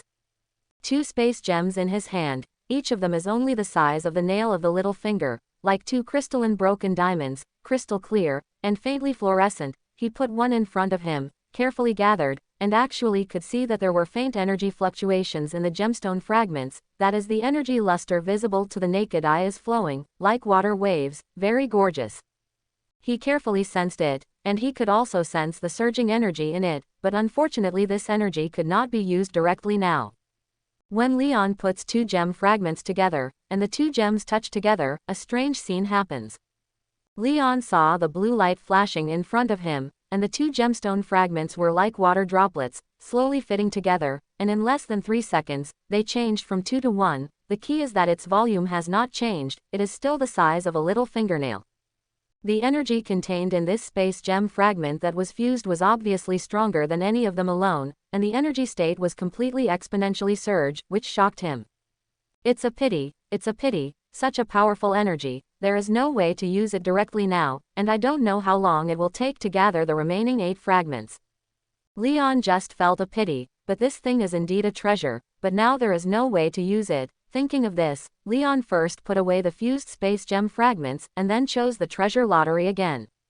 This time it was a draw with a kill value. The process was the same, there was nothing peculiar, and after the wheel stopped turning, Leon's heart also lifted. The pointer pointed to one of the grids, and the grid immediately shone with golden light, and then the grid turned into golden light, flew to the top of the system light curtain, and then turned into a grid, and there was a scarlet substance in the grid. Drip. Congratulations to the host for obtaining pure alien symbiote larva 1. Alien symbiote larva. Leon's heart moved, and he looked at the red mass in deep thought. Of all the alien communities he knew, the most famous were naturally Venom and Carnage, which were stronger than Venom, which was pitch black color, and Venom happened to be scarlet. Could it be that this alien symbiote juvenile is a massacre? Leon knows what pure alien symbiote means. After he projected Venom before, he obtained such a thing. It is the initial state of Venom, without any negative thoughts and emotions, and the symbiote itself has a very vague thinking, only a faint thinking, not complete, and will not have any effect on him at all. Leon took a deep breath and decided to use the scarlet substance. As soon as his mind moved, the scarlet substance appeared in his palm, and this wriggling scarlet substance began to penetrate into his body as soon as it came into contact with his palm, and at the same time, a layer of pitch black substance involuntarily appeared on his body surface, and this pitch black substance was the blade. Leon didn't worry, just waited quietly, and finally, the scarlet substance all penetrated into his palm, and then the entire palm was covered with a layer of scarlet substance, and then these substances began to spread towards the forearm, and when it reached the curve of the arm, it came into contact with the black substance represented by the blade. The contact between the two is very careful, like 2 lumps of water slowly compatible, but not completely integrated, but mixed together, and appear distinct. Leon felt 2 emotions in his mind, one was excitement and the other was unease. The excitement came from the blade, and the uneasy mood obviously came from the scarlet substance. Can you let the blade devour the newly emerged symbiote? Leon suddenly had this kind of whimsy. He knew that these were 2 different life forms, and there were differences between them, but if he let the blade devour this scarlet symbiote, then he would have more powerful abilities. As soon as this idea appeared, it was a little irrepressible. Leon's mind was able to control the blade, so he directly gave such an order to the blade. The idea is good, but whether it is feasible is still unknown. Leon raised this idea, and he wanted to achieve it, because the benefits of success will be very large, and if he can still draw symbiotes in the future, then he can use this method to strengthen himself. After the 2 symbiotes touched together, they entangled with each other, but instead of fusing, they were divided into black and red, squirming on his arms, and those two emotions were also churning in his mind, and he could clearly feel the joy of the blade, and the horror of another common victory. How do you feel that Blade seems to welcome this kind? Or rather, tempted to eat it? Quote. Leon was startled by this feeling, and then his heart was happy. He gave Blade instructions, which were simple, to swallow the alien symbiote. Blade is still in the growth stage, and the intelligence is not comprehensive, or, because of the system, it is impossible to have a complete intelligence, at most it only retains some instincts. After receiving Leon's order, the black matter on Leon's arm was directly spread, wrapping the entire forearm together with the hand, and this time, it completely frightened the alien symbiote. Leon saw that below the crook of his arm, black matter was surging wildly like liquid, changing into various shapes from time to time, and sometimes spikes protruded from his arms, and the two symbiotes were intertwined with each other at this moment. Leon knew that this was the blade eating the symbiote, and the symbiote could clearly feel its fear at this time because of the relationship with his body. It was resisting, but the ability was restrained by the blade. After all, the blade was completely fused with Leon, and the symbiote was only fused with Leon below the crook of his arm. The two were fighting, and Leon suddenly felt that his arm was painful, and there was an indescribable pain, as if the bones were about to break. Groove. He was shocked, but he forced himself to endure this pain. This fight between the two lasted for an actual minute, during which time the two symbiotes on Leon's arms changed into various shapes, sometimes rapidly expanding in size, both of which directly used his arms as a battlefield. On the ground, the black liquid covering Leon's arm was broken through a hole, and a scarlet liquid flew out of it, which was a new symbiote that broke away from his body, and in the blink of an eye. But at the next moment, the sudden turn on Leon's arm turned into a large mouth, burst out of Leon's arm for several meters, directly swallowed the scarlet substance into his mouth, and then quickly retracted back to Leon's body. At the same time, Leon changed the blade, and the blade became very happy. That joy was like a person who had been evil for a long time, suddenly had food and water, and was still able to eat enough. Leon could feel that the blade was digesting the symbiote, and he had no way of knowing how it was digested, but the pitch-black substance on his body was extremely active, not producing various changes, but also swelling from time to time, and then quickly penetrating into his body, like a regular heartbeat. This process continued for a while, and then gradually calmed down, and then a layer of liquid-like substance permeated Leon's body. This layer of substance was different from the previous dark color, but black and red. There was this clear difference between the two, but it was one. He hurried to the bathroom, stood in front of the mirror and looked at it, and noticed the change in the blade. Now Leon is in the state of the blade. The two narrow white eyes on the original face have turned scarlet, and the body from the face to the feet, showing a black and red state. The lines are not thick, but very obvious. He clenched his fists, and the surging power frightened him. The current power is at least 10 times more than before. This is an exponential increase in strength. Can it be said that symbiotes themselves can devour each other? Or is it an ability unique to Blade that he has? Is it the product of being modified by the system? Quote. Leon couldn't figure out the reason, but now he didn't have time to think about it. As soon as his mind moved, his hand turned into a long blade. The blade was scarlet color, it appeared very sharp. This change was almost instantaneous. The speed was much faster than before. The change is more rapid, and it is more handy. In addition, the toughness of the body surface in the state of the blade seems to have increased several times, and now it seems that after the blade swallowed the alien symbiote, the comprehensive ability has been improved several times, of which the biggest improvement is strength. Leon is very satisfied and happy. This time the success of the blade devouring has shown him a path of rapid growth. As long as he can still draw alien symbiotes in the future, then he can continue to become stronger with this method. Maybe the blade will produce some kind of abnormality after being strong to a certain extent. After all, there is a saying that it is called quantitative change causes qualitative change. As soon as his mind moved, the state of the blade was lifted, and then he sat down on the sofa in the living room, ready to try the lottery again, this time to prepare a lottery for high-level items, to see if he could draw technology again. After all, he still wanted to develop his own company. Just think of it, choose the high-level item lottery on the system light curtain, and suddenly the roulette wheel began to turn, and he silently waited for the roulette wheel to stop. The roulette wheel soon stopped, followed by the same scale and steps as before, and finally he saw the items in the lattice. Drip, congratulations to the host for obtaining the Advanced Physics Knowledge Card 1.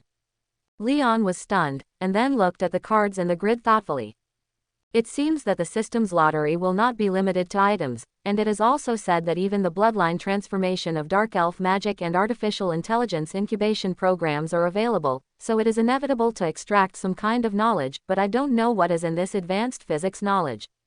How to say that it is also a high-level item lottery? The physics knowledge contained in this card is definitely not too bad.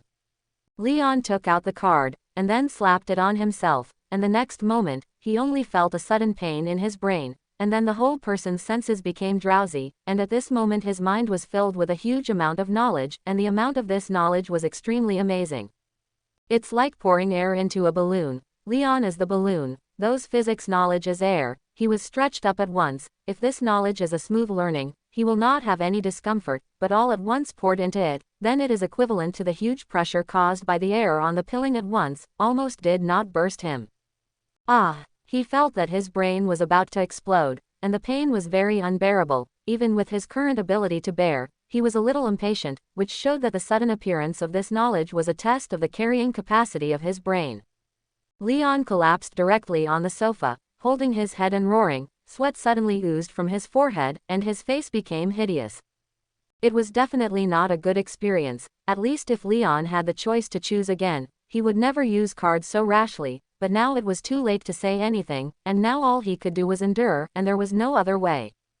Time passed by minute, and more than 10 minutes passed in the blink of an eye. These 10 minutes were extremely long for Leon, because he was suffering every moment, and that kind of pain was an ordinary person, and it was estimated that he could pass out directly, but he was alive and resisted. In the end, Leon was breathing heavily, sweating profusely, and the whole person seemed to have collapsed, and the installation of knowledge in his mind was finally over. Well, it's scary. Quote, Leon was still a little worried now, and picked up the beer on the table and poured a few sips of it, which was only slightly relieved.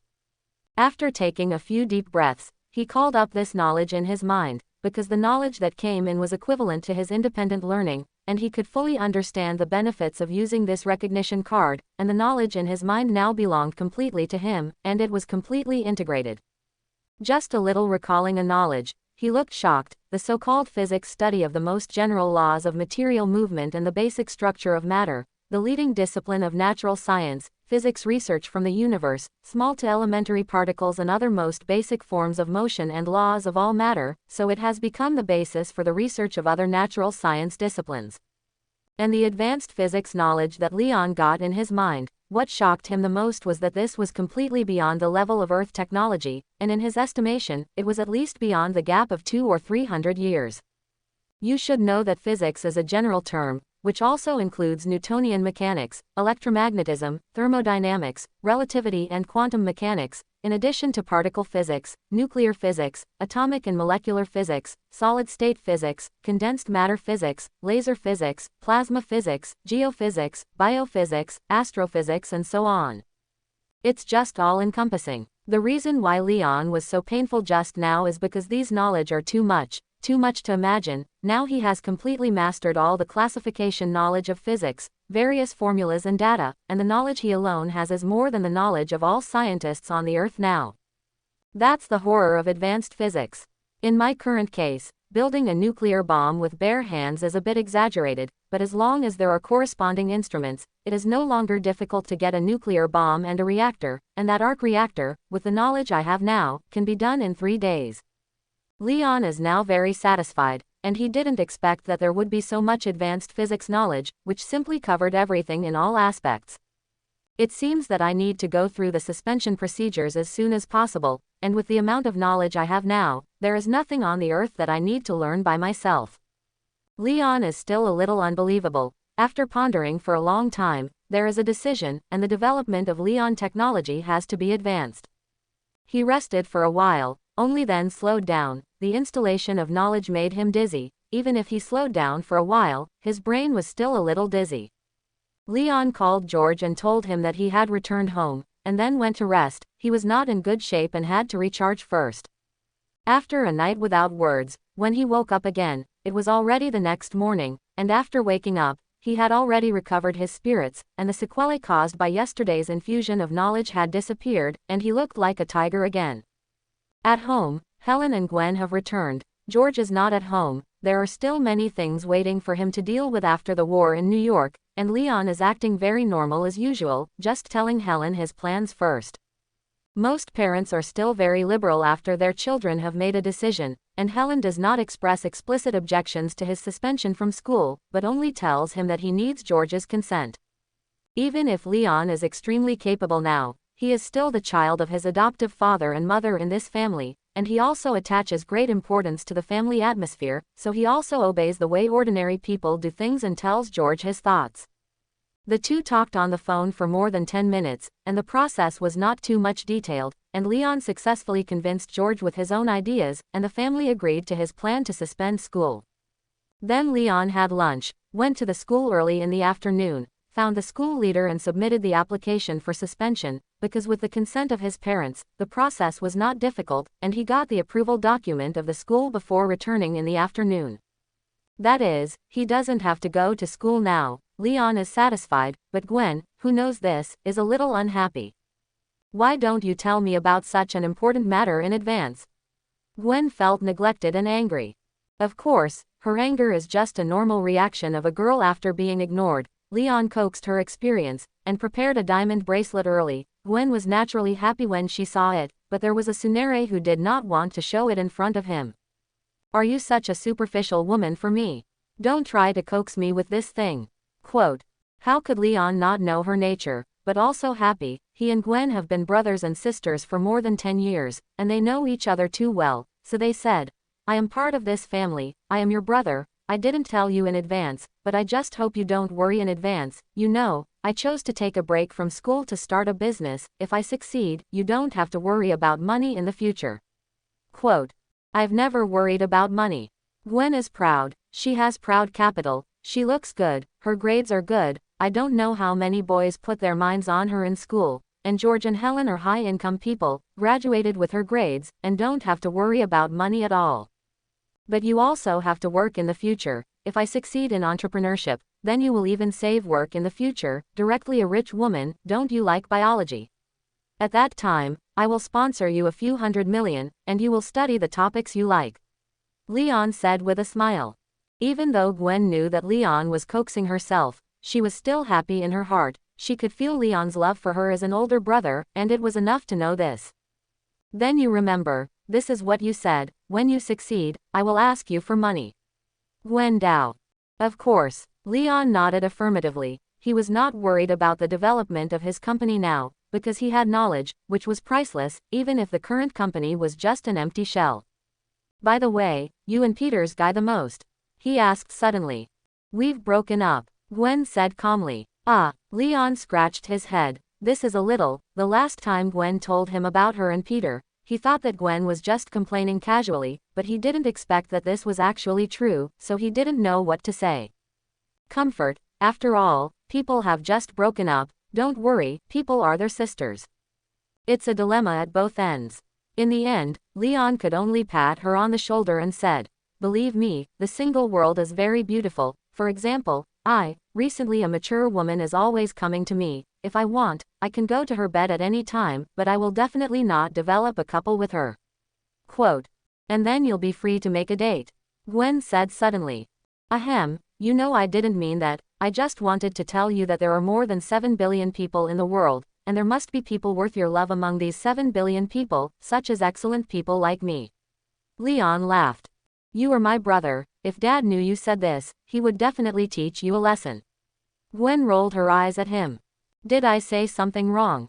Leon's original intention was to boast, meaning that there are many good men in this world, but Gwen obviously misunderstood something, but Leon did not think of something. I have to say that in some things, women's ideas are different from men's. I'm not one of those women out there. Don't use the tricks used on other women. Somehow, Gwen remembered Leon's protection of herself, and her pampering when the two usually got along. Really speaking, Leon is definitely a competent brother, which Gwen is sure of, so she sometimes likes to play small in front of Leon. The two have grown up together since childhood and have been getting along for more than 10 years, although there is no blood relationship, but the family affection has long penetrated into each other's hearts. But Gwen suddenly had an idea at this moment, if only he could find someone like Leon who pampered him. Leon didn't know about her mental activity. He shrugged a little later, thinking that Gwen was just a petty seizure. He had encountered such a situation many times. After all, he still didn't treat Gwen as a woman at all, and he always thought that she was still the little girl who liked to play with him. Okay, let's end this topic. You just happen to take a leave of absence these days, and it will take at least a few days for the school to resume normal classes, so let's join me first and help me with some company affairs. Leon said. Although there were no major losses in the Battle of New York, there were still casualties, and Leon could not protect everyone in that situation, and because of the impact of the Chitauri attack, New York City also had a post-war reconstruction process, schools were also affected, and school closures were inevitable. Okay, but I need a salary, and my pocket money is almost out of my pocket money to buy cosmetics. Gwen suddenly took his arm and said. Of course, in my place, even your beauty has a special subsidy. Leon pinched her nose. In the following time, Leon put his experience on scientific and technological research. He moved out of his home and lived in the small factory he rented, and his career in this world will also start from this small factory. Now he has knowledge beyond Earth's technology, which is his advantage, but if he wants to turn these advantages into benefits, there is still some way to go. Leon delayed the production of the arc reactor, and now he has more important things, that is, to get the high-efficiency battery out first, for which he spent more than 800,000 yuan to purchase enough materials and equipment, and then put it into experiments. It is said that it is an experiment, it is better to try to make, because he knows the complete battery production process. This high-efficiency battery power storage capacity is dozens of times the battery on the market now. Generally, in the case of maximizing benefits, it is naturally impossible to take out such a battery at once, so he first tried to make a battery with 5 times the charge. This will be the main product of Leon Technology in the next period of time, which will first earn enough cash for him, and then it will be like squeezing toothpaste, 10 times the high-efficiency battery, then 15 times, 20 times, etc. In short, it will harvest the pockets of consumers over and over again. Leon now has more than $20 million, temporarily not short of money, and when the company is on track, he can have a steady stream of cash income. Dare not say that he will become the richest man in minutes, but it is no problem to make him a billionaire in a short time. During this time, he also spent money to get people to apply for patents. After all, he had to make money on this in the short term, and the rules on the surface still had to be followed. And he only took about 2 days to make a 5-capacity lithium battery sample. After inspection and verification, the data obtained made him very satisfied, and then he began the formation of the company. With money in the world, he could solve almost 99% of things, so he spent 3 million on an industrial park and recruited a professional manager named Morse Rog to handle the company's affairs for him as his spokesperson. He will be a handshaker like Tony Stark, not personally involved in the company's operation, only provide technical support, usually very free, wait for the product to go on the market and wait to collect money. With the product, and tens of millions of cash Leon, the early formation of the company was very smooth. In just 3 days, there was already a team of 20 people, and the rest was not needed. The company was handled by Morse Rogue, who promised him 3% dividend rights, and he was not ready to give up half of the equity to go out, and he would be a complete handshaker, and he didn't need to worry about the company's affairs. And Gwen Stacy has a lot of him these days, such as finding headhunting companies to recruit talents, and the formation of the company. She has contributed in this regard. Leon is not polite, directly gave her 500,000 as a reward, which can make her happy. With this money, the first thing she did was to buy a sports car for herself, very pulling kind. Leon did not object. After all, he is a young man, there is a vitality belonging to young people, this is normal. In fact, even Leon is not exempt from vulgarity, and also spent more than $1 million to buy a super sports car. There is no shortage of money, there is no shortage of ways to make money, there is no reason not to enjoy in advance. In the past few days, Leon has projected superhero characters and villains every day, of which the ability of Sabretooth Tiger has reached 127%, Magneto's ability has reached 179%, and the ability of laser eye Scott has now reached 193%. As for the original Spider-Man ability, he did not continue to project, because for him now, Spider-Man's ability is somewhat useless. During this time, he did not draw again, because the matters at hand have not yet been resolved, and after dealing with these things first, he can draw the lottery with peace of mind. Another reason is that, according to the plot, nothing will happen that threatens his safety in a short period of time, so he focuses on improving his life first. After the 5-fold high-efficiency battery came out, he began to build the arc reactor, which he could not patent, because it was a strategic thing. There was no patent at all, but there was no problem in building it and using it. The arc reactor itself is made by Tony Stark's father, from the new elements found in the cosmic cube, and Leon himself has ready-made space gem fragments. He also has far more than Tony Stark's knowledge of physics, and also has the arc reactor production technology, which is more convenient to make than before. In more than 3 days, he completed the basic structure of the arc reactor, and what was missing was the last bit of element synthesis, but unfortunately the money in hand was not enough to set up a large laboratory, and it was not possible to directly produce it for the time being if the conditions were not up to standard.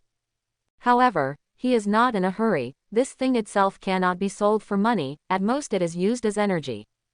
Time is a week later. Leon Technology is also on the right track, has now completed the commissioning of the workshop production line, and has reached an order agreement with several companies, received more than a dozen orders. The deposit alone has more than $40 million. The company immediately has money on the books. This is a pristine wilderness, with no end in sight. The sun hangs above the horizon, and the clouds in the sky are also a faint orange-red, and it is now past 5 o'clock in the afternoon, approaching dusk. Leon stood in this wilderness. His eyes were calm, silently scanning the surroundings. In fact, he was secretly on guard. This is a new hero he projected today. This time the projection space is an extremely huge space. He is sure that the size of the projection space is related to the ability of the person being projected, because the person projected this time is likely to be the most powerful of all his projection objects. Bobby Drake, an extremely powerful mutant, may feel strange just by saying this name, but if you say his nickname, many people must know it. His nickname is Iceman, a mutant who has the ability to make ice.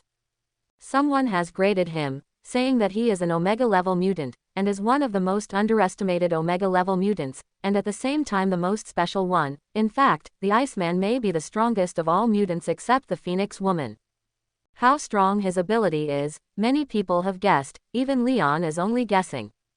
He can make ice out of thin air at any time regardless of the laws of thermodynamics, which means that his influence on the motion of atoms can be achieved without any work, and once the microscopic motion of matter stops, time will stop flowing. In other words, it is very likely that the Iceman can rewind the time arrow back in time without doing anything, which is the ability to manipulate time. This is very terrifying, to know that the formation of any object is because of the order of movement of its own atoms, but the Iceman can directly freeze this process. Then in front of him, many things cannot be formed. Another point is that theoretically he can make absolute zero, which is the lowest temperature of thermodynamics, and it is also the temperature of matter when the kinetic energy of particles is low to the lowest point of quantum mechanics, at which everything in the universe cannot function, even the most basic particles are frozen. What's more terrifying is that he can also completely ignore the laws of matter and create infinite ice anytime and anywhere, which means that he can directly create infinite matter and completely shake the foundation of the entire universe. Of course, it is a bit of a boast to say that it is infinite, saying that it is just a matter of assuming the upper limit of his ability, because in theory his ability can really reach this step, but it takes consumption to make ice. Even if he can create infinite ice, he does not have so much physical strength as support. Leon is projecting the Iceman Poppygram this time. He is very hungry for the ability of this mutant. Poppy Drake does not have strong physical strength, he has. He waited quietly, estimated that he waited for 10 minutes, and there was no half of a figure, and for 10 minutes, the sun hanging diagonally in the sky did not move at all, as if there was no concept of time in this projection space. Leon is not in a hurry at all. He can't eat hot tofu in a hurry, and his characterization is very good. Time passed again, and in the blink of an eye, a few minutes passed, and at a certain moment behind, Leon suddenly turned his head to look in one direction, and saw that on the horizon, there was a crystal luster flashing, as if it was sneaking in the sun's brilliance, quickly sweeping towards Leon. With Leon's eyes, he could clearly see the person coming, a person with a crystal color. The whole body was like ice cubes, shining with colorful brilliance in the sun. The man's way of movement is very special, like impulse. Under his feet is a skateboard composed of solid ice, and under the skateboard is cold ice that appears out of thin air, and I don't know where he got the power. In short, he is so strange on the field, the speed is not slow at all. Leon's brows gradually furrowed, staring in that direction, watching Bobby Drake approach him quickly, subconsciously clenching his fists, this time projecting Bobby Drake. He also made up his mind. If you can get Bobby Drake's ability, then his combat power will skyrocket, not only the Earth, but also in the entire universe. He can also be called a strong man. But Bobby Drake is not a weak person. Even with him now, he dare not say that he can absolutely beat him. Phew. Leon breathed a long sigh of relief, and then as soon as his mind moved, the ground began to churn, and on the earth within a radius of 5 kilometers, black substances seeped out from the ground. Those were various metal elements, like ashes, emerged from the ground, and then quickly gathered towards Leon. At the same time, his eyes quickly glowed red, and the next 2 laser beams shot towards Bobby Drake. The speed of the laser beam is extremely fast, advancing at the speed of light. That is, it instantly reached Bobby Drake's face, and with Bobby Drake's speed, it was obvious that he could not dodge. 2 laser beams hit his head at the same time, and the next moment, Bobby Drake's head exploded directly. Leon was slightly startled when he saw this, but the next moment he saw Bobby Drake's shattered head, which actually grew back again, and now there is still a little bit of injury. Such a recovery ability is really amazing, like a broken ice cube. After adding water, it was frozen again. The original Iceman has such an ability. That was Leon's only thought right now, but thinking about it made him feel a little ridiculous. It's all real, and there is a fart original to speak of. Leon had experience this time. His brows furrowed sharply, and then the 2 laser rays shrank in a circle, and the penetration and cutting power were more powerful. This time he did not aim at Bobby Drake's head again, but his eyes moved, cutting his chest and abdomen directly from left to right. Bobby Drake's abdomen broke. The whole person was split in 2. The upper body suddenly flew high in high-speed movement, and the lower body came off. Leon was thinking about this, wanting to recover unless it was to grow 2 bodies, but the next moment reality made his eyes widen. I saw that the upper body, which was originally flying high, seemed to be under some kind of traction, fell towards the lower body, and then stuck firmly together, and the wound disappeared after a moment, as if it had never appeared. Hey, it seems that the attack of ordinary physical means has little effect on him. Leon frowned a little. Then he stretched out his hand, and the iron sand flying in the sky was like a black curtain towards Bobby Drake, and immediately wrapped it in it, forming a shield-like iron curtain, with a diameter of more than 30 meters. Leon squeezed his palm violently, and the iron curtain like iron sand was instantly squeezed together, directly shrinking from a diameter of 30 meters to a diameter of 3 meters, and shrunk 10 times at once. Such a squeeze, if a person is in it, it will definitely be crushed into meat foam. But the next moment, the iron sand that wrapped Bobby Drake suddenly lost control, suddenly disintegrated, and turned into smoke and dust falling in the sky. Leon saw that in the area where Bobby Drake was located, a large area of ice crystals condensed, and even every grain of iron sand had ice crystals condensed, and the surrounding temperature plummeted, directly dropping to more than -70 degrees. Even Leon, who was far away, could feel the temperature drop. This is, the low temperature forcibly fixed the movement of the particles in the iron sand, causing the particles to lose their activity, so that the iron sand could not even maintain its basic form, and it was controlled by magnetic force on its side. Quote, Leon was really a little shocked this time, and now he is really an underestimated mutant. Such a method, even Magneto may not be able to defeat him. Of course, this is Magneto, and now Leon, in terms of magnetic control, is almost twice as great as Magneto. He fed and waved. Those iron sand that was affected by the local temperature was immediately traction, even if the internal particle level field movement of the iron sand was restricted, but it was ultimately metal. Even if the attributes were very heavily affected, but it could still be controlled by Leon's powerful magnetic control. Come again. The iron sand gathered again, wanting to envelop Bobby Drake, but this time Bobby Drake did not choose to resist, but avoided.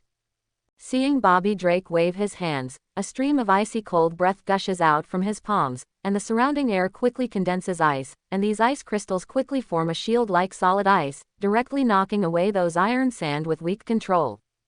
Bobby Drake directly broke through the blockade, rushed out from the iron curtain of metal gravel, and still rushed towards Leon, and the distance between the two had narrowed to less than 100 meters at this time. It's really awesome. Leon also had to sigh, but he was not afraid. With his current combat strength, no matter how strong the Iceman was, it was impossible to be stronger than him. Leon tried several times to no avail, not that he was weak, but he had not found the right way to deal with Bobby Drake for the time being. Leon snorted coldly, beckoned, and those metal gravel quickly poured to Leon's side, and after getting out of the ultra-low temperature environment, the movement of the particles also returned to normal, and was controlled by Leon to form one sharp spike after another, hanging beside Leon, a large area of shadows. There were hundreds or thousands. With a wave of his hand, all those metal thorns flew out, instantly piercing the air, and in a very short time, they were already shot in front of Bobby Drake.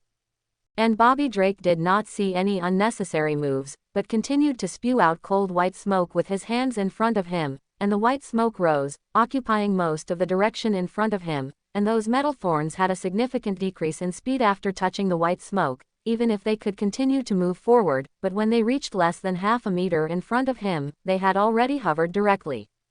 Then Leon saw those metal thorns, and one by one began to fall from in front of him to the ground, and Leon's another tentative attack was still fruitless.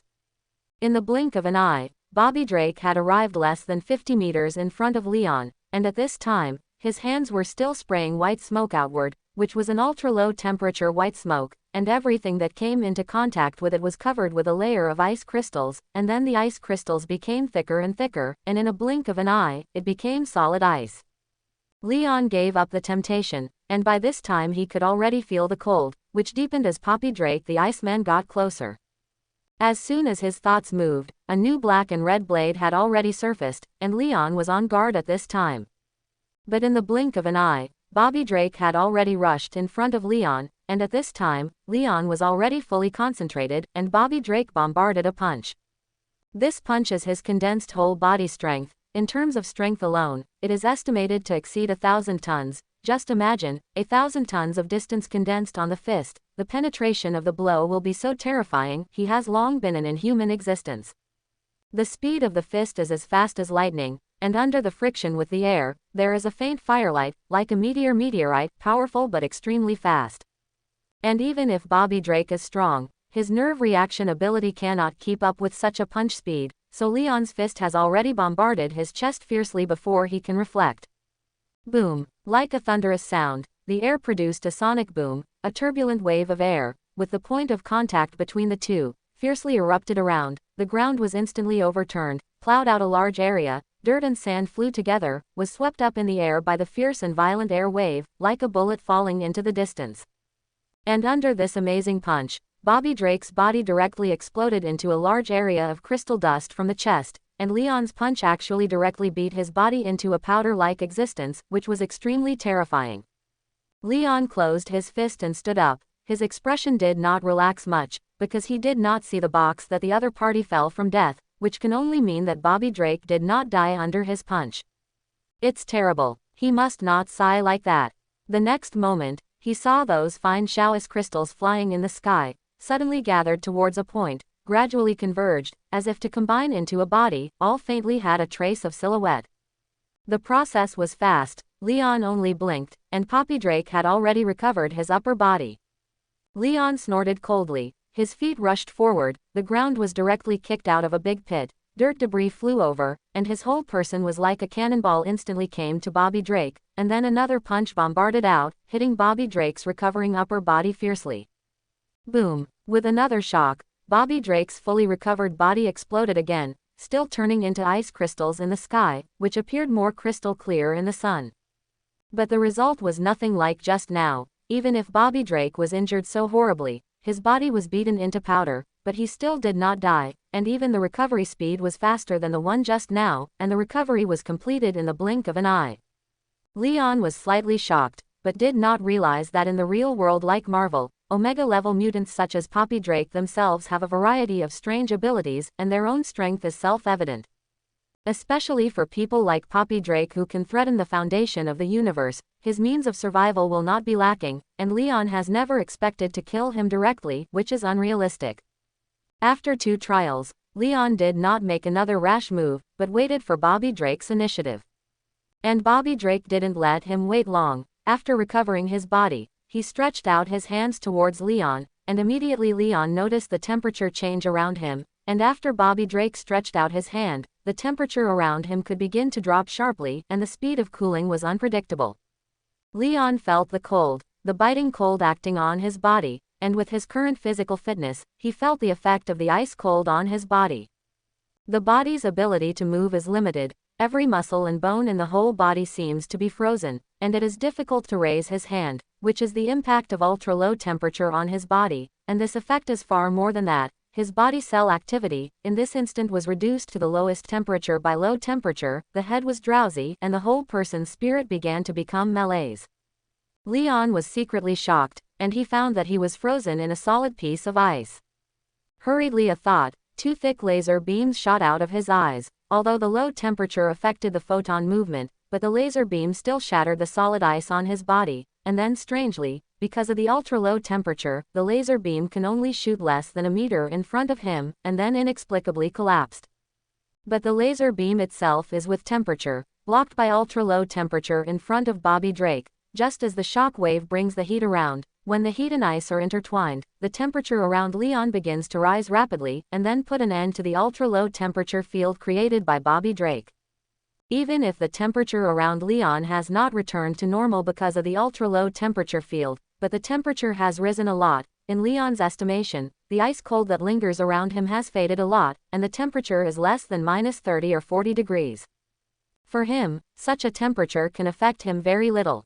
The distance and laser light of Leon could not cause fatal damage to Bobby Drake, and Bobby Drake could not completely eliminate Leon's laser beam, so that the ultra-low temperature could not affect Leon, and the two seemed to be able to form a certain balance. But that balance is clearly not what Leon wants. I hope everyone will support it and subscribe more.